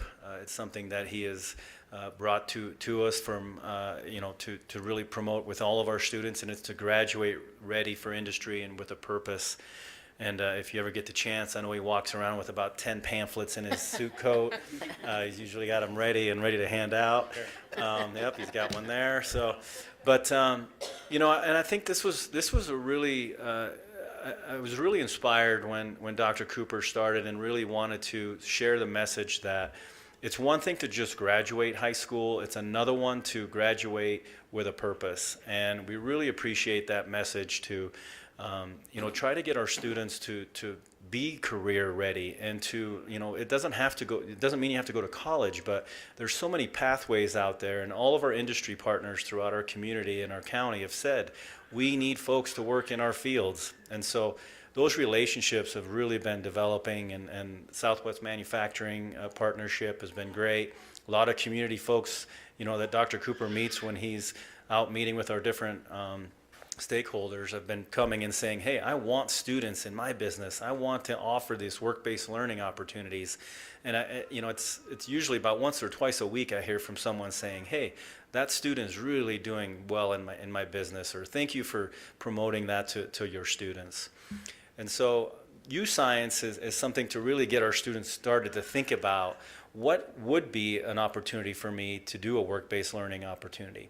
And we really appreciate the middle school taking a real big you know, swing at this and having every one of their middle schoolers participate in not only an interest inventory, but also an aptitude assessment. So not only are we able to now identify what are students interested in, but we can match it with what are their skills in those different career fields or industry partners and those types of things. And then you can see from that little chart that we have there, kind of, okay, where are the pockets that we can really promote and bring in speakers and give opportunities to our students as they go through our school system. And so it's really nice to have that information as they get ready to register for high school classes. We can now have our counselors steer them in certain pathways to say, hey, if you're interested in this field, we offer these courses. And trying to really match them so that once again, when they get to be juniors and seniors, we can offer work-based learning opportunity. If you think about it, when we started work-based learning a couple years ago, we only had, I think, 2 to 4 students that really took it and ran with it. And now I think we're already well over 50 for next semester. And so I know that our goal is to get closer to that 100 mark, which would be pretty spectacular. And we, you know, every week it seems like we have more business partners that are wanting to join us on that journey. So really excited about this. The profile for that student stays with them all the way through their journey in our district, and then they also get to keep it once they leave us. And so, you know, if they want to go to college and they you know, they decide that I don't want to do this field, they can go back to this assessment as well and say, well, I was really interested in here, and here are my skills, because we know that there's so many different jobs out there for whatever industry you're interested in. And even though we sometimes only hear about a certain few, you know, depending on your aptitude, you may be more geared for certain jobs that, you know, are going to be allowing you to have a career versus just a job to try to pay the bills. And so that's what we're trying to promote with that. Here's our work-based learning brochure, the GRIP brochure that gets handed out, and you can see lots of great things. And in our community, we know mining is big, and we know that you know, the technical and construction and all of those things are things we have to promote our kids into that field. And so we're excited about bringing those folks in to really educate our students about what great opportunities are out there, as well as healthcare. Western Wyoming Community College just invested a lot of funds and a great opportunity for a new nursing, not necessarily new, but their facility's been really updated. So we want to promote students to go to that nursing program because it's right next door. And so working with them closely on building those relationships, and so that our students have those great opportunities.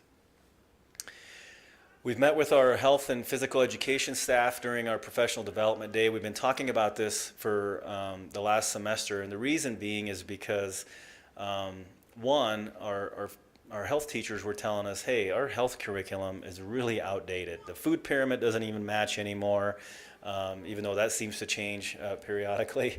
And so meeting with them on, okay, what do we need to provide, and how can we support our students with health? We know that many of these, this content we want to make sure that we allow our parents to have the opportunity to engage in those discussions and to really work on what they feel is healthy lifestyles and those types of things.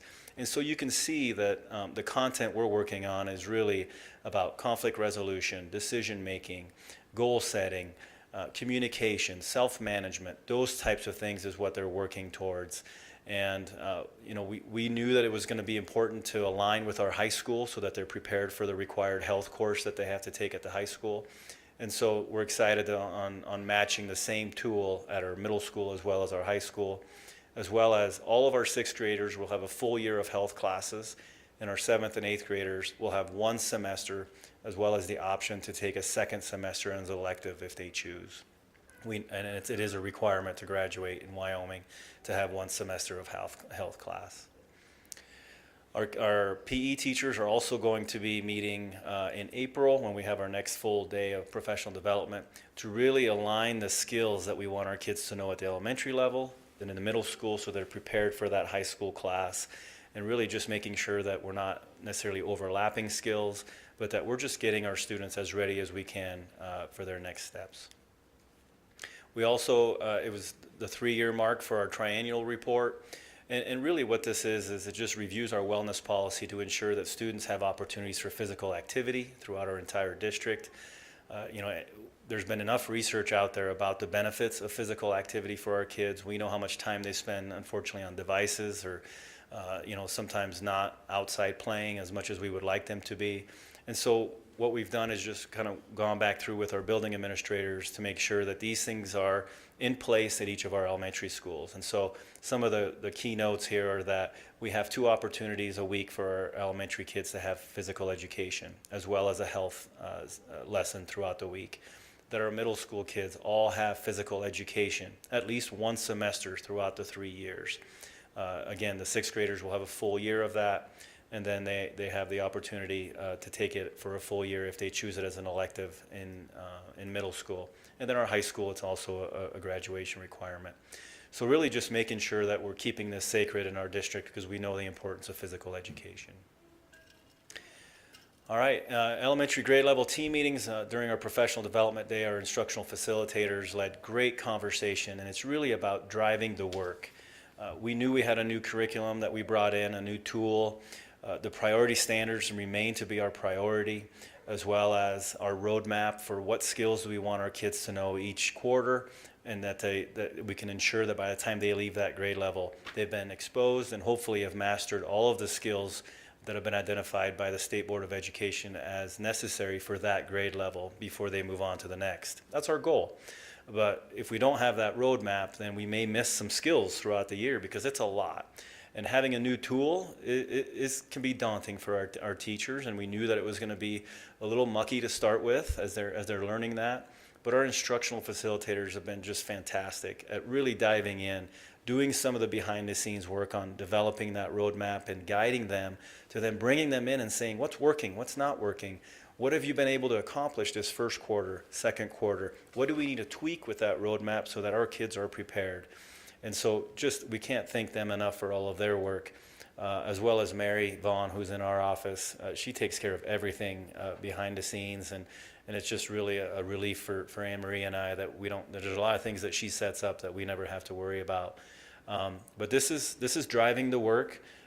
It's hopefully going to lead us to be able to develop assessments that we then can provide for our students, those kind of benchmarks to make sure that, hey, what's happening, the guaranteed viable curriculum is that what's happening at Washington is also happening at Truman, Harrison, and Monroe, so that when they get into middle school, all of those students are in a similar place, have been exposed to similar vocabulary and the same skills. Here you have a couple examples of some of those roadmaps that really outline where the priority standards are, where are they found in those different modules within the tool. We don't want to spend a lot of time on certain modules if they're not going to address those priority standards that have been identified by the state of Wyoming. So fantastic work by that team. All right, and lastly, we just wanted to invite you to our Young Authors celebration.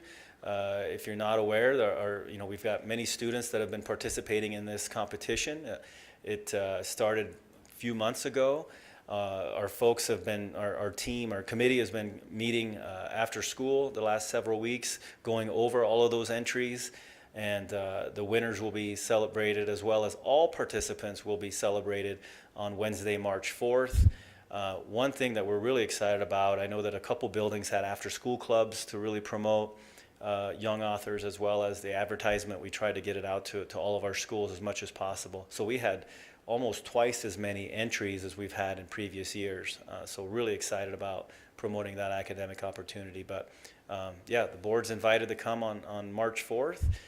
It'll be at Lincoln Middle School in the auditorium there, and we'll be able to celebrate all of those students. So What time? 6 o'clock. 6 o'clock, yep. All right, and with that, that's just a little bit about what's been happening. Thank you, Dr. Demery. That was great. Thank you. Great overview. Thank you. Great work going on in our district. Next, we will move to the approval to go out for RFP for the boiler burner at Jackson. Dr. Cooper. Yes, I'm just requesting permission to go out to request for proposal on the boiler burner at Jackson Elementary School. Can I get a motion to approve? So moved. Moved by Mandy, Second. second by Michelle. Any discussion? All in favor? Aye. Any opposed? Motion carries. Next, we have approval of RFP results for custodial equipment and supplies bid. Mrs. Covey. Good evening, Madam Chair, Superintendent Dr. Cooper, and Board of Trustees. I'm very excited that we had a nice turnout of 4 different vendors coming forth, sharing bids and how they can support our custodial equipment and supply needs, as well as service and training. And of those 4, I've kind of highlighted, we had our recommendation to move forward is with Real Clean Janitorial out of Evanston. We're excited, first of all, that this is a Wyoming-based company just down the road in Evanston, and was also the lowest bid to come in.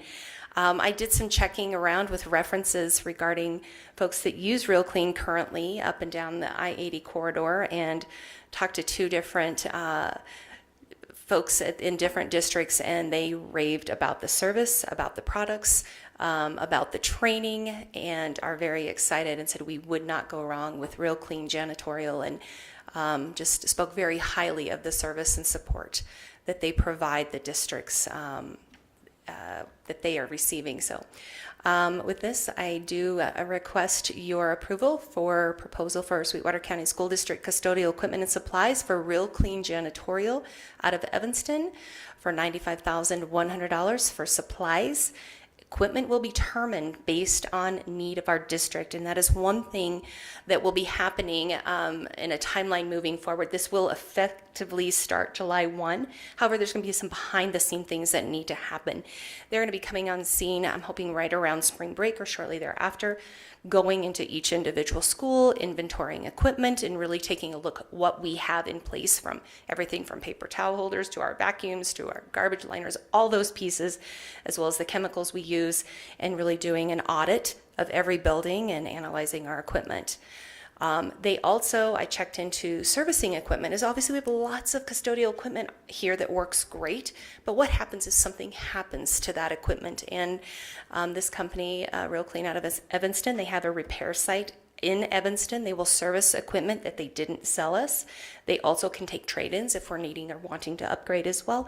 So I'm excited about that aspect for equipment, because when the equipment breaks, it's hard for our custodians to do their jobs. We need to ensure that that is there and returned in a timely manner for their work. So our recommendation is Real Clean Janitorial out of Evanston.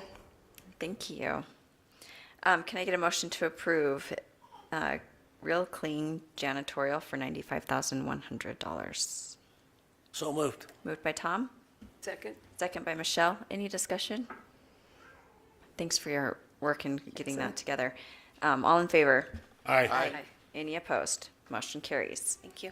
Thank you. Next, we have approval to go out for RFP for Washington HVAC. Dr. Cooper. Yes, we're just having a request for proposals for the Washington HVAC system. It is outdated. It's a lot of analog systems, and we're going to upgrade to digital. And so we're just requesting to go out for some bids. And I do want to say, all of these requests go through our facilities committee work every month before they come to the board, so they're debated in depth during those meetings as well, too, before we have these next steps come for you to this meeting. Thank you. Can I get a motion to go out for RFP for Washington HVAC? So moved. Moved by Tate, Second. second by Mandy. Any discussion? All in favor? Aye. Any opposed? Motion carries. Next, 8.04, approval to go out for direct solicitation for the Green River High School auxiliary gym lighting replacement. Yeah, the auxiliary gym lighting is, again, at end of life, and worse than that, the cages that protect the lights often fall down when balls hit them. So it creates a hazard for our students, and about once a month I hear about them dangling from the ceiling or they've fallen all the way down. So we brought this to the facilities committee, and it's fallen into a price category that's not over $50,000, but it's not far under, it's in the teens of thousands range estimated to cost. So we thought we better go out for a direct solicitation. That terminology was recommended by our state facilities representative, who joins our facility committee meetings now to help advise us on how to move forward with some of these requests for solicitations. So I am requesting that we go out for a direct solicitation for the high school auxiliary gym lighting replacement. Thank you. Can I get a motion to approve that we go for direct solicitation for the Green River High School auxiliary gym lighting replacement? So moved. Moved by Michelle, Second. second by Mandy. Any discussion? All in favor? Aye. Any opposed? Motion carries. Thank you. Other business, we have 9.01, approval of the Toman Ranch Rural School Parent-Student Handbook for 2025-26. Can I get a motion to approve? So moved. Moved by Tate, second by Michelle. Any discussion? All in favor? Aye. Aye. Any opposed? Motion carries. Thank you. 9.02, financials, the budget saving through attrition. Dr. Cooper. Yeah, there should be a sheet coming up here in your packet, and it's just a summary of all of the budgetary savings that we've identified from this year's school district budget to next year's. The neat thing here is that we found just over $1 million in savings in operational funds that we can eliminate through attrition, people leaving, mostly retirements. And we're able to absorb those positions and delegate those duties out across our district. And this is just a natural process as a district is declining, and ours is declining in enrollment. We have fewer students, and over time we'll have fewer positions. So we did a lot of that work this winter, and you can see in your packet, it's identified, I think it's classified, certified, but also administration is noted in there too, as far as how many dollars out of each one of those areas we can pull out. In addition to that, there's some one-time numbers listed in there as well, because those were just one-time savings that we were able to accomplish this fall/winter.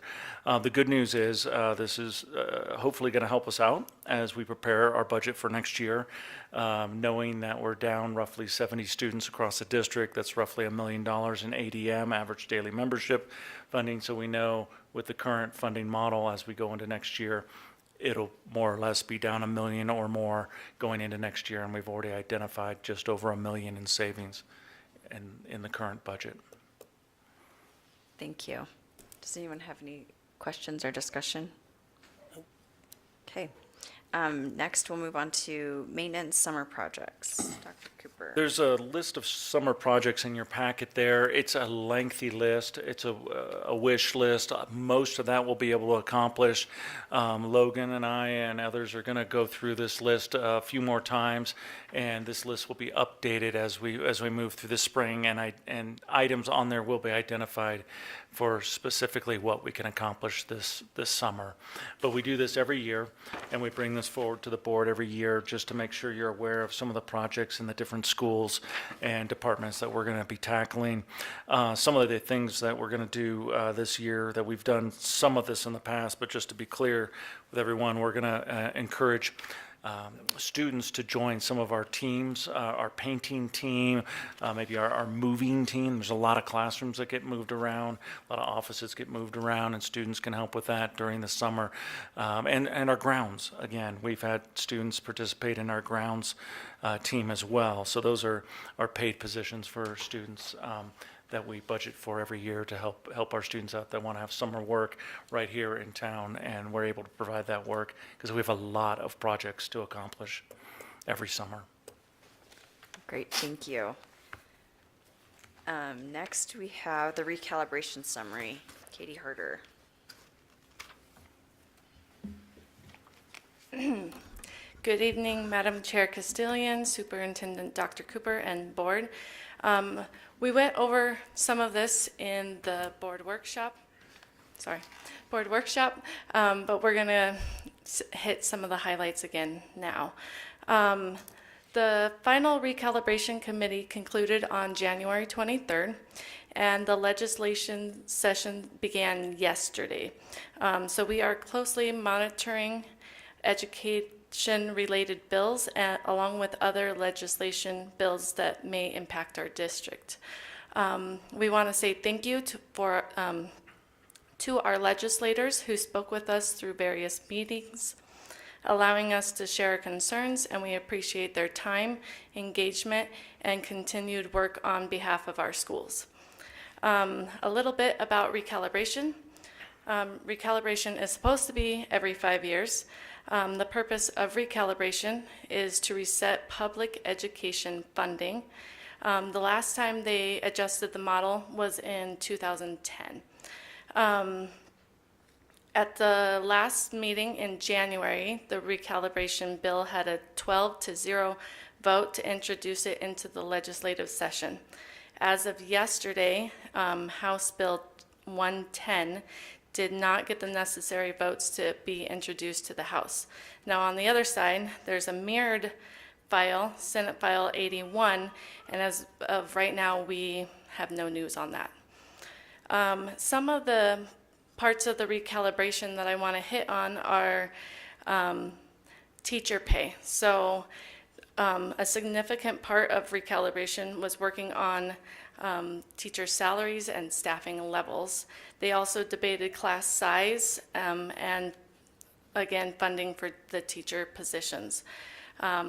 Model-generated funds are used to support all levels of education. So another focus was health insurance. It would move all schools to the statewide insurance model, and this could cause potential funding implications for our school. However, we are continuing to monitor the education bills through the legislative session, and we will remain focused on what is best for our school as decisions are finalized. Are there any questions? No, thank you for keeping your eye on everything, and I would just encourage everybody to keep watching and communicating with our legislators. Next, we have Mrs. Covey. This will go faster than it looks like it will. Good evening. Once again, Madam Chair, Superintendent Dr. Cooper, and Board of Trustees, are you ready for the most exciting part of the meeting? Policies. And you thought play was fun. Get ready. All right. We'll start with 9.05, Section E, our support staff services. We have two that we're moving forward with third reading, and that is 9.05A, Policy ECA, District Cell Phones, as well as 9.05B, Policy EGAC, Telephone Services. As our Super 8 committee met again, which I am very thankful and grateful for that team, Mr. Williams, Ms. Birmingham, and Ms. Higbee for their behind the scenes and organization of all of these policies, so thank you for that. But at this time, our Super 8 committee did not have any further adjustments to these two policies, and I would appreciate your consideration of approval for third policy for 9.05A and B. Can I get a motion to approve 9.05A and B? So moved. Moved by Michelle. Second. Second by Mandy. Any discussion? All in favor? Aye. Any opposed? Motion carries.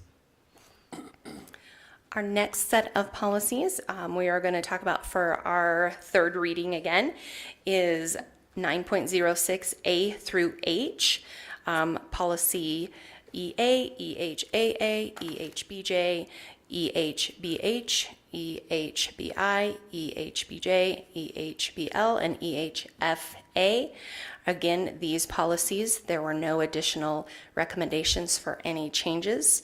And at this time, I appreciate your consideration of approval for 9.06A through H. Thank you. I'll motion to approve 9.06, Section E, items A through H. Thank you. Motion made by Tom, Second? second by Tate. Any discussion? All in favor? Aye. Any opposed? Motion carries.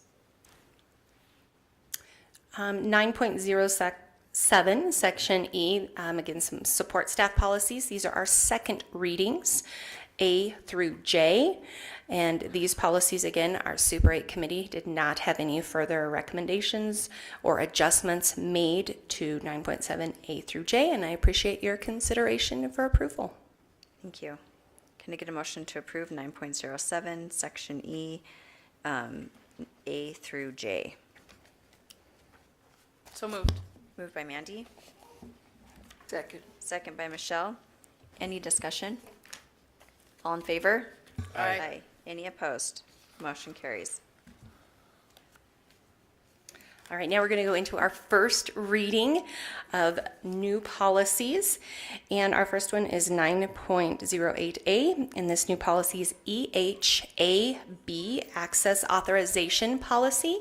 And really the highlights of this policy are that the individual's job really will determine their access to sensitive information. I think this is something we always keep at our forefront, that it's on that need-to-know basis, and we want to always protect our students and staff in that type of information. So that is the just overall of this policy. Go ahead. Oh, thank you. Can I get a motion to approve new policy EHAB, Access Authorization Policy? So moved. Moved by Tom, Second. second by Michelle. Any discussion? All in favor? Aye. Any opposed? Motion carries. Our next new policy is EHAD. This is automatic log-off policy.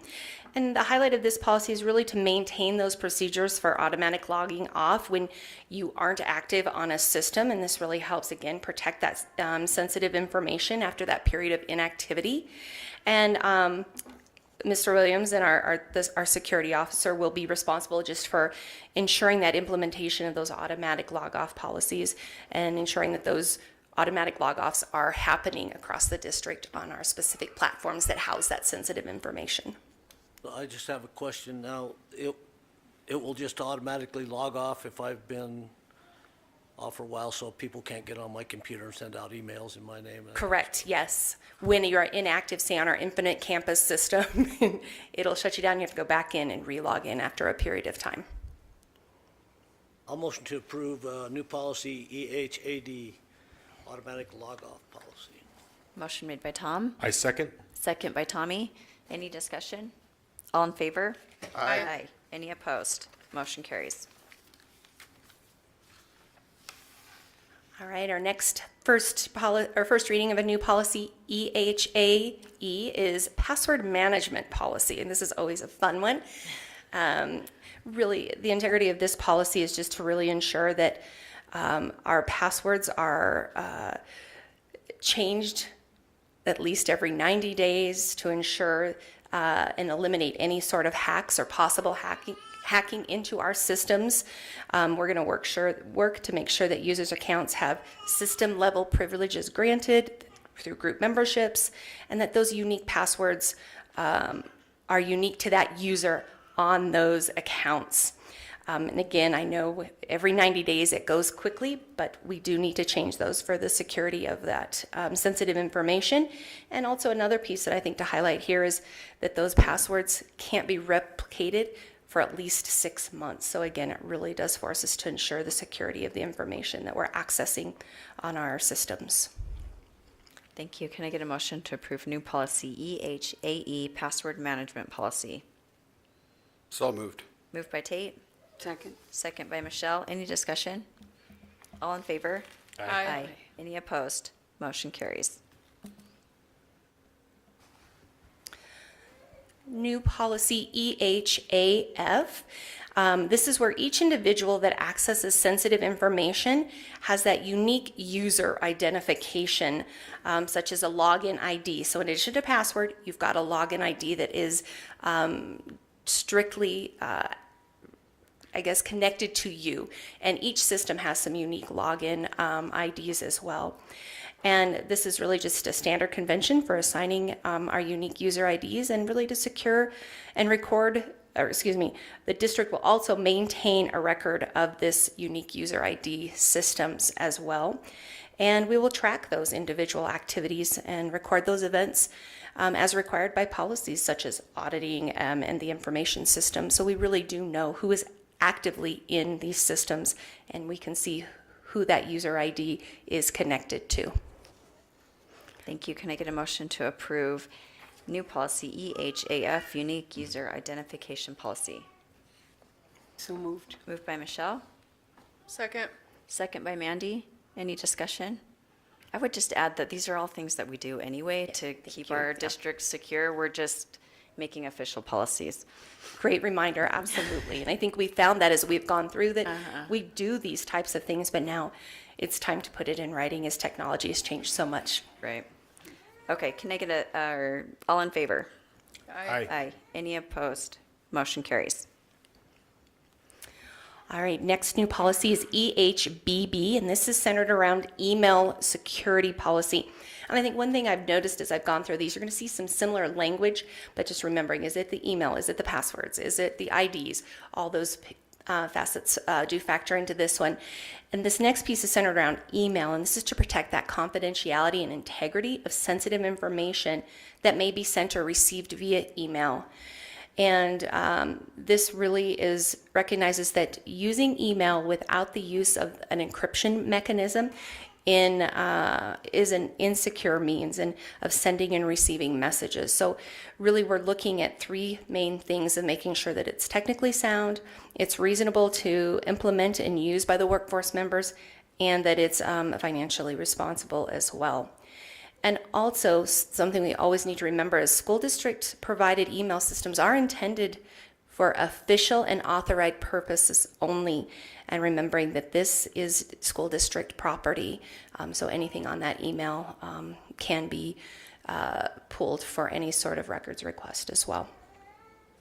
Thank you. Can I get a motion to approve new policy EHBB, email security policy? So moved. Moved by Mandy, A second. second by Michelle.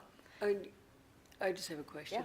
What about, like parental, contacting parents? That's all legal and stuff, but we don't put special ed information on an email, right? Or like even if it's inviting parents to a meeting or what? You know how you have to, sometimes, parents are difficult to reach. contact. Yeah. So invitations, I know we utilize our Google Calendars and things. I know parents sometimes will request, can you just send me an invite to that meeting, and it'll go straight on my calendar to accept that. And I think we're very cautious when we send those out, that we're not just putting names straight out there, that there's a way that this person who's receiving it understands the identification within that email without naming people out in that email. Does that make sense?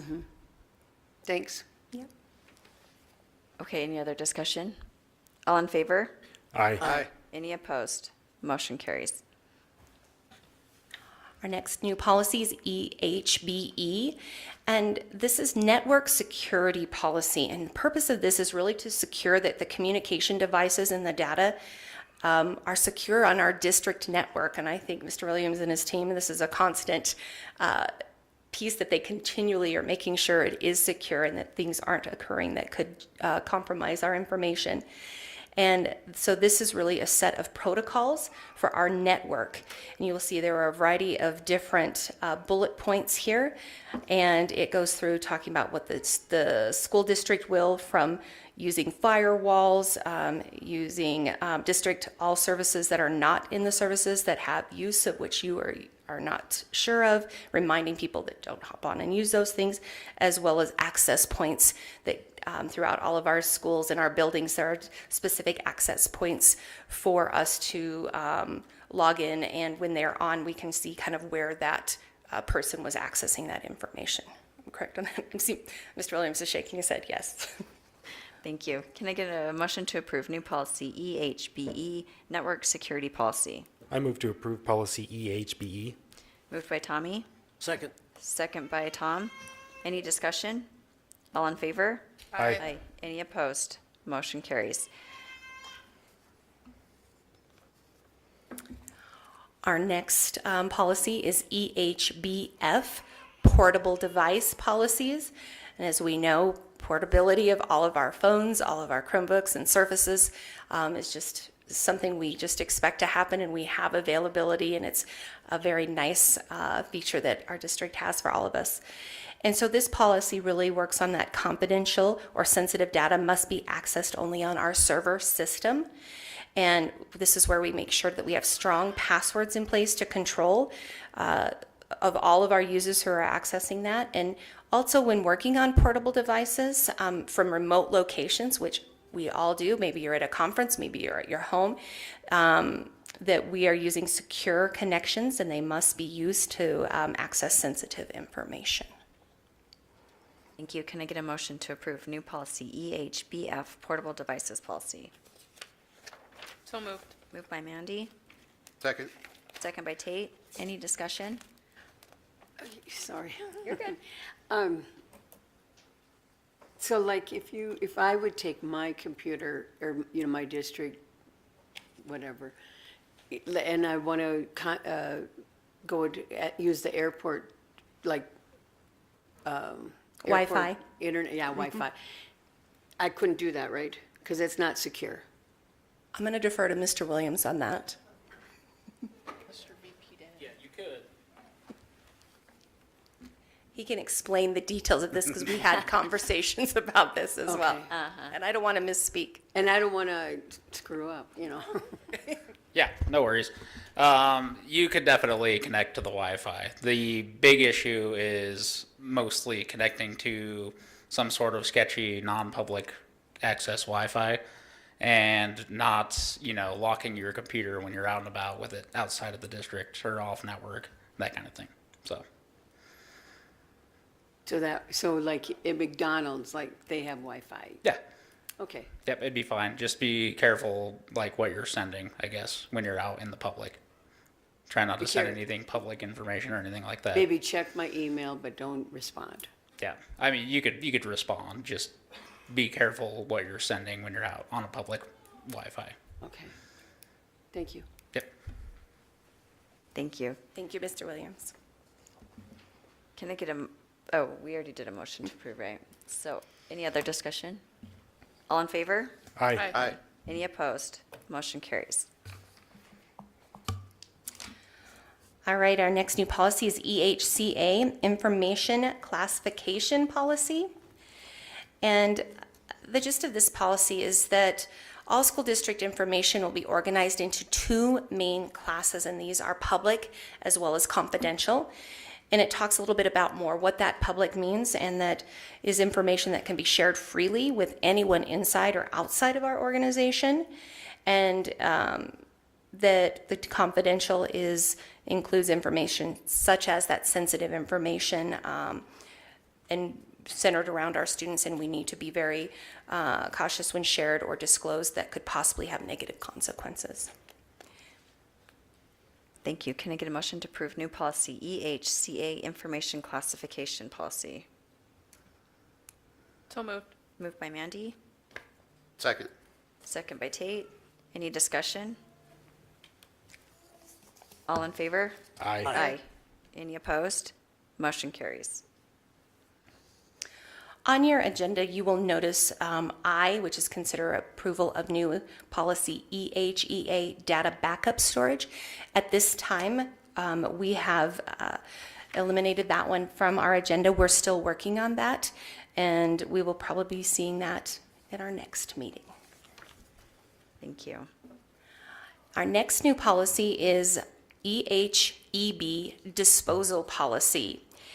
And this is where we have got to as a school district ensure, first of all, having that master inventory that lists appropriately updated devices and disposal of our computers, our surfaces, our Chromebooks, our desktops that contain sensitive information. And the school district is going to retain records and or any public information for a period of time required by the state records retention policy and the rules that apply to that. And we're going to ensure that that prior to disposal, that the data is going to be securely removed or overwritten or physically destroyed so that we aren't compromising any sort of information on those devices. And that a lot of our devices all have labels on them. Maybe your name is on them. There's some barcode, those types of things. So we'll make sure that that is also removed in disposal of our property. Thank you. Can I get a motion to approve new policy EHEB disposal policy? I'll motion to approve. By Tom, I second. second by Tommy. Any discussion? All in favor? Aye. Motion carries. The next policy is new policy EHEC, electronic reusable storage device policy. And this is where the school district is going to ensure, again, we have that master inventory that is updated, and upon the reuse of electronic reusable storage devices. So you have a staff member who is leaving and we have their Chromebook or their Surface and it's new and very well could be used by someone else, that we're going to ensure that any of that data and information on there is removed, and that so that it can be reused by a new staff member, and that it is ready to go in a new fashion for them to use without that information on there. Thank you. Can we get a motion to approve new policy EHEC, electronic reusable storage device policy? So moved. Moved by Tate. Second. Second by Michelle. Any discussion? All in favor? Aye. Aye. Any opposed? Motion carries. Our next, this is a revised policy, GDPG, which is kind of this is an exciting policy, I think, coming forth here of really redoing a policy that had been written probably about 25 years ago, I think, as we looked back. And one thing we think about of really honoring and recognizing dedication that staff members bring to our district. And this policy is going to, it's a retirement incentive. And we would like to look at a sum of $10,000 be paid to certified employees, administrators, supervisors, coordinators, or directors, or $5,000 for our support employees who qualify and submit a letter that they are going to be retiring. And we would have this start October 1st, and they can turn this in, whether it be by email or by a handwritten or a letter. And we'll be accepting these through January 31st. And really, this is a one-time payout for our potential employees who would be retiring after they've spent 20 consecutive years here in our district. And also, they must be eligible for Wyoming retirement, and also be available. They can be full-time, or they could have been half-time, or full-time or half-time to receive this. And I think this is just a great honor to share for our staff who, when we think about retention and keeping our teachers on for just a little bit longer and get to that 20 years and really just honor their work that they've done. And we will also note we will not exceed $100,000 in this policy. So it truly will be on a first come, first served basis of reaching that $100,000 mark as well. And these will be brought to our board. All retirement requests will be brought to the board at our February board meeting, requesting your approval. Thank you. Can I get a motion to approve the revision to policy GDPG, early retirement support staff, and will be called retirement incentive instead. So moved. Moved by Michelle, Second. second by Tate. Any discussion? All in favor? Aye. Any opposed? Motion carries. Thank you for getting I us think through that brings all us of to an those. end of policy fun. We'll be back next month. Thank you. With that, we will move to our board and superintendent comments. We'll start with Tate this time. Did I start with you last time? I can't remember, so I'll still start with you. Okay. Thanks, everybody, for being here tonight, sticking it out, a little bit of a long one. Thank you to the Harrison School for recognizing the school board. We get a lot of recognition, but it's pretty cool coming from the little ones when they get excited about it. Steve and your supporting staff, you guys are doing a great job. That was a really good presentation you put on. Really nice. Alan, thanks for the update on all the curriculum. That's a lot of work. The high school and the whole school district, ACT scores, it really shows, starting from the bottom, kindergarten, all the way up to high school, that we're ranking up in the top of the nation. That's exciting. It shows all the good work we're doing in the school district. Lots of sports going on, getting ready for regionals, basketball, wrestling. Good luck to all of them, and thanks everybody for coming out tonight. Thank you, Tom. Yeah, well, first of all, Tim Cassidy, how do you replace that? Anyway, I tried to talk him out of it, understanding that he was, he could get $10,000 if he waited till next year, but he explained to me that he's losing $20,000 every year he works because of, he's worked so far past the rule of 85 and Social Security. Well, okay, makes sense. Anyway, but congratulations to Tim. He told me today that he plans on playing a lot of golf, and I hope he gets better at it. But how about Breezy Johnson, Jackson native, won the downhill? All right. That was pretty cool. Steve Lake, your student council, your staff, play-based learning, you're doing an amazing job, man. So, but they say if you see a turtle sitting on top of a fence post, you know they didn't get there by themselves. So you have a great staff, and I enjoy going in the building. It's awesome. And lastly, Anne Marie and Alan, you guys are doing a great work.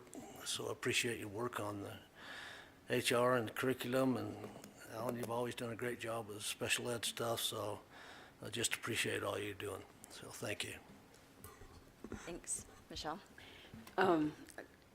I appreciated too recognizing Tony Beardsley at the beginning, because we do a lot, but sometimes we just expect it to be done and to forget about the behind the scenes things that are going on constantly. So Tony and his team. So thanks for thinking about that too, to recognize that. I was really impressed with the ACT scores, and then I wanted to say thank you for these board members. They're really, it's a nice cohesive group. In my opinion, it's been just a pleasant experience, a little overwhelming and a little humbling, and high learning curve, but really a nice team to work with. So I really appreciate that. And I appreciate Super Cooper and his his energy is igniting. It ignites us all to try to do better, and I appreciate that. And Anne Marie and Katie and Alan, being a teacher, you kind of like aren't always so pleasant about central office, and but to see it from this point of view and all the hard work and really the genuine concern and just your care for the district, it's just really impressive, and I wanted to say thank you for that, because I'm sure I won't say it as often as I should. The intentional play and things at Harrison what a fabulous thing. And I know my granddaughter has a eagle, I think, came to her birthday party. And it was really sweet, and I said, what, because she was older, it's like, ooh, what do what, how do we know you? And she's my eagle or eaglet or whatever. I'm sorry, I forgot what it was, but it was so nice, that you have that. And just being that connecting, and I think that play is something that, especially because of devices and videos, the things that we used to do that were so, not even intentional, because growing up you played games, you did this, you problem solved without having to be directed. And so the fact that you're doing that intentional, it's just like so impressive to me. And I really like the retirement policy that we did. What a way to show our appreciation to people's faithfulness and their service to our community. So thank you, and I'll stop talking. Thank you. Dan? Well, luckily, everybody said everything again, so let's be short. Good job to the high school for the ACT scores. It's a whole district, but it's really good that we do it. Harrison, both my kids go there, so I'm kind of special at that school. I like it. That play-based, it helps my daughter out a lot, and she has a blast doing it. Finance gals, thanks for keeping me updated, because it's hard to keep track of everything. So getting the emails, even from you, Scott, with all the bills and everything else, it makes my job a little bit easier to keep track. So other than that, that's all I got to say. Thank you. Mandy? Yeah, Harrison, you guys, your enthusiasm is why it's an honor to serve up here, because of you guys and the rest of the people we have in the district. So thank you for what you do. And you can tell you guys do what you love. So I think that's important for any of us. I kind of want to go on the other side and just reiterate, we're looking at doing the CTE expansion, and we've had a lot of people reach out and, kind of question why we would do this. Why are we doing this if our enrollment's going down, if our funding's going down? Like, is this a smart decision?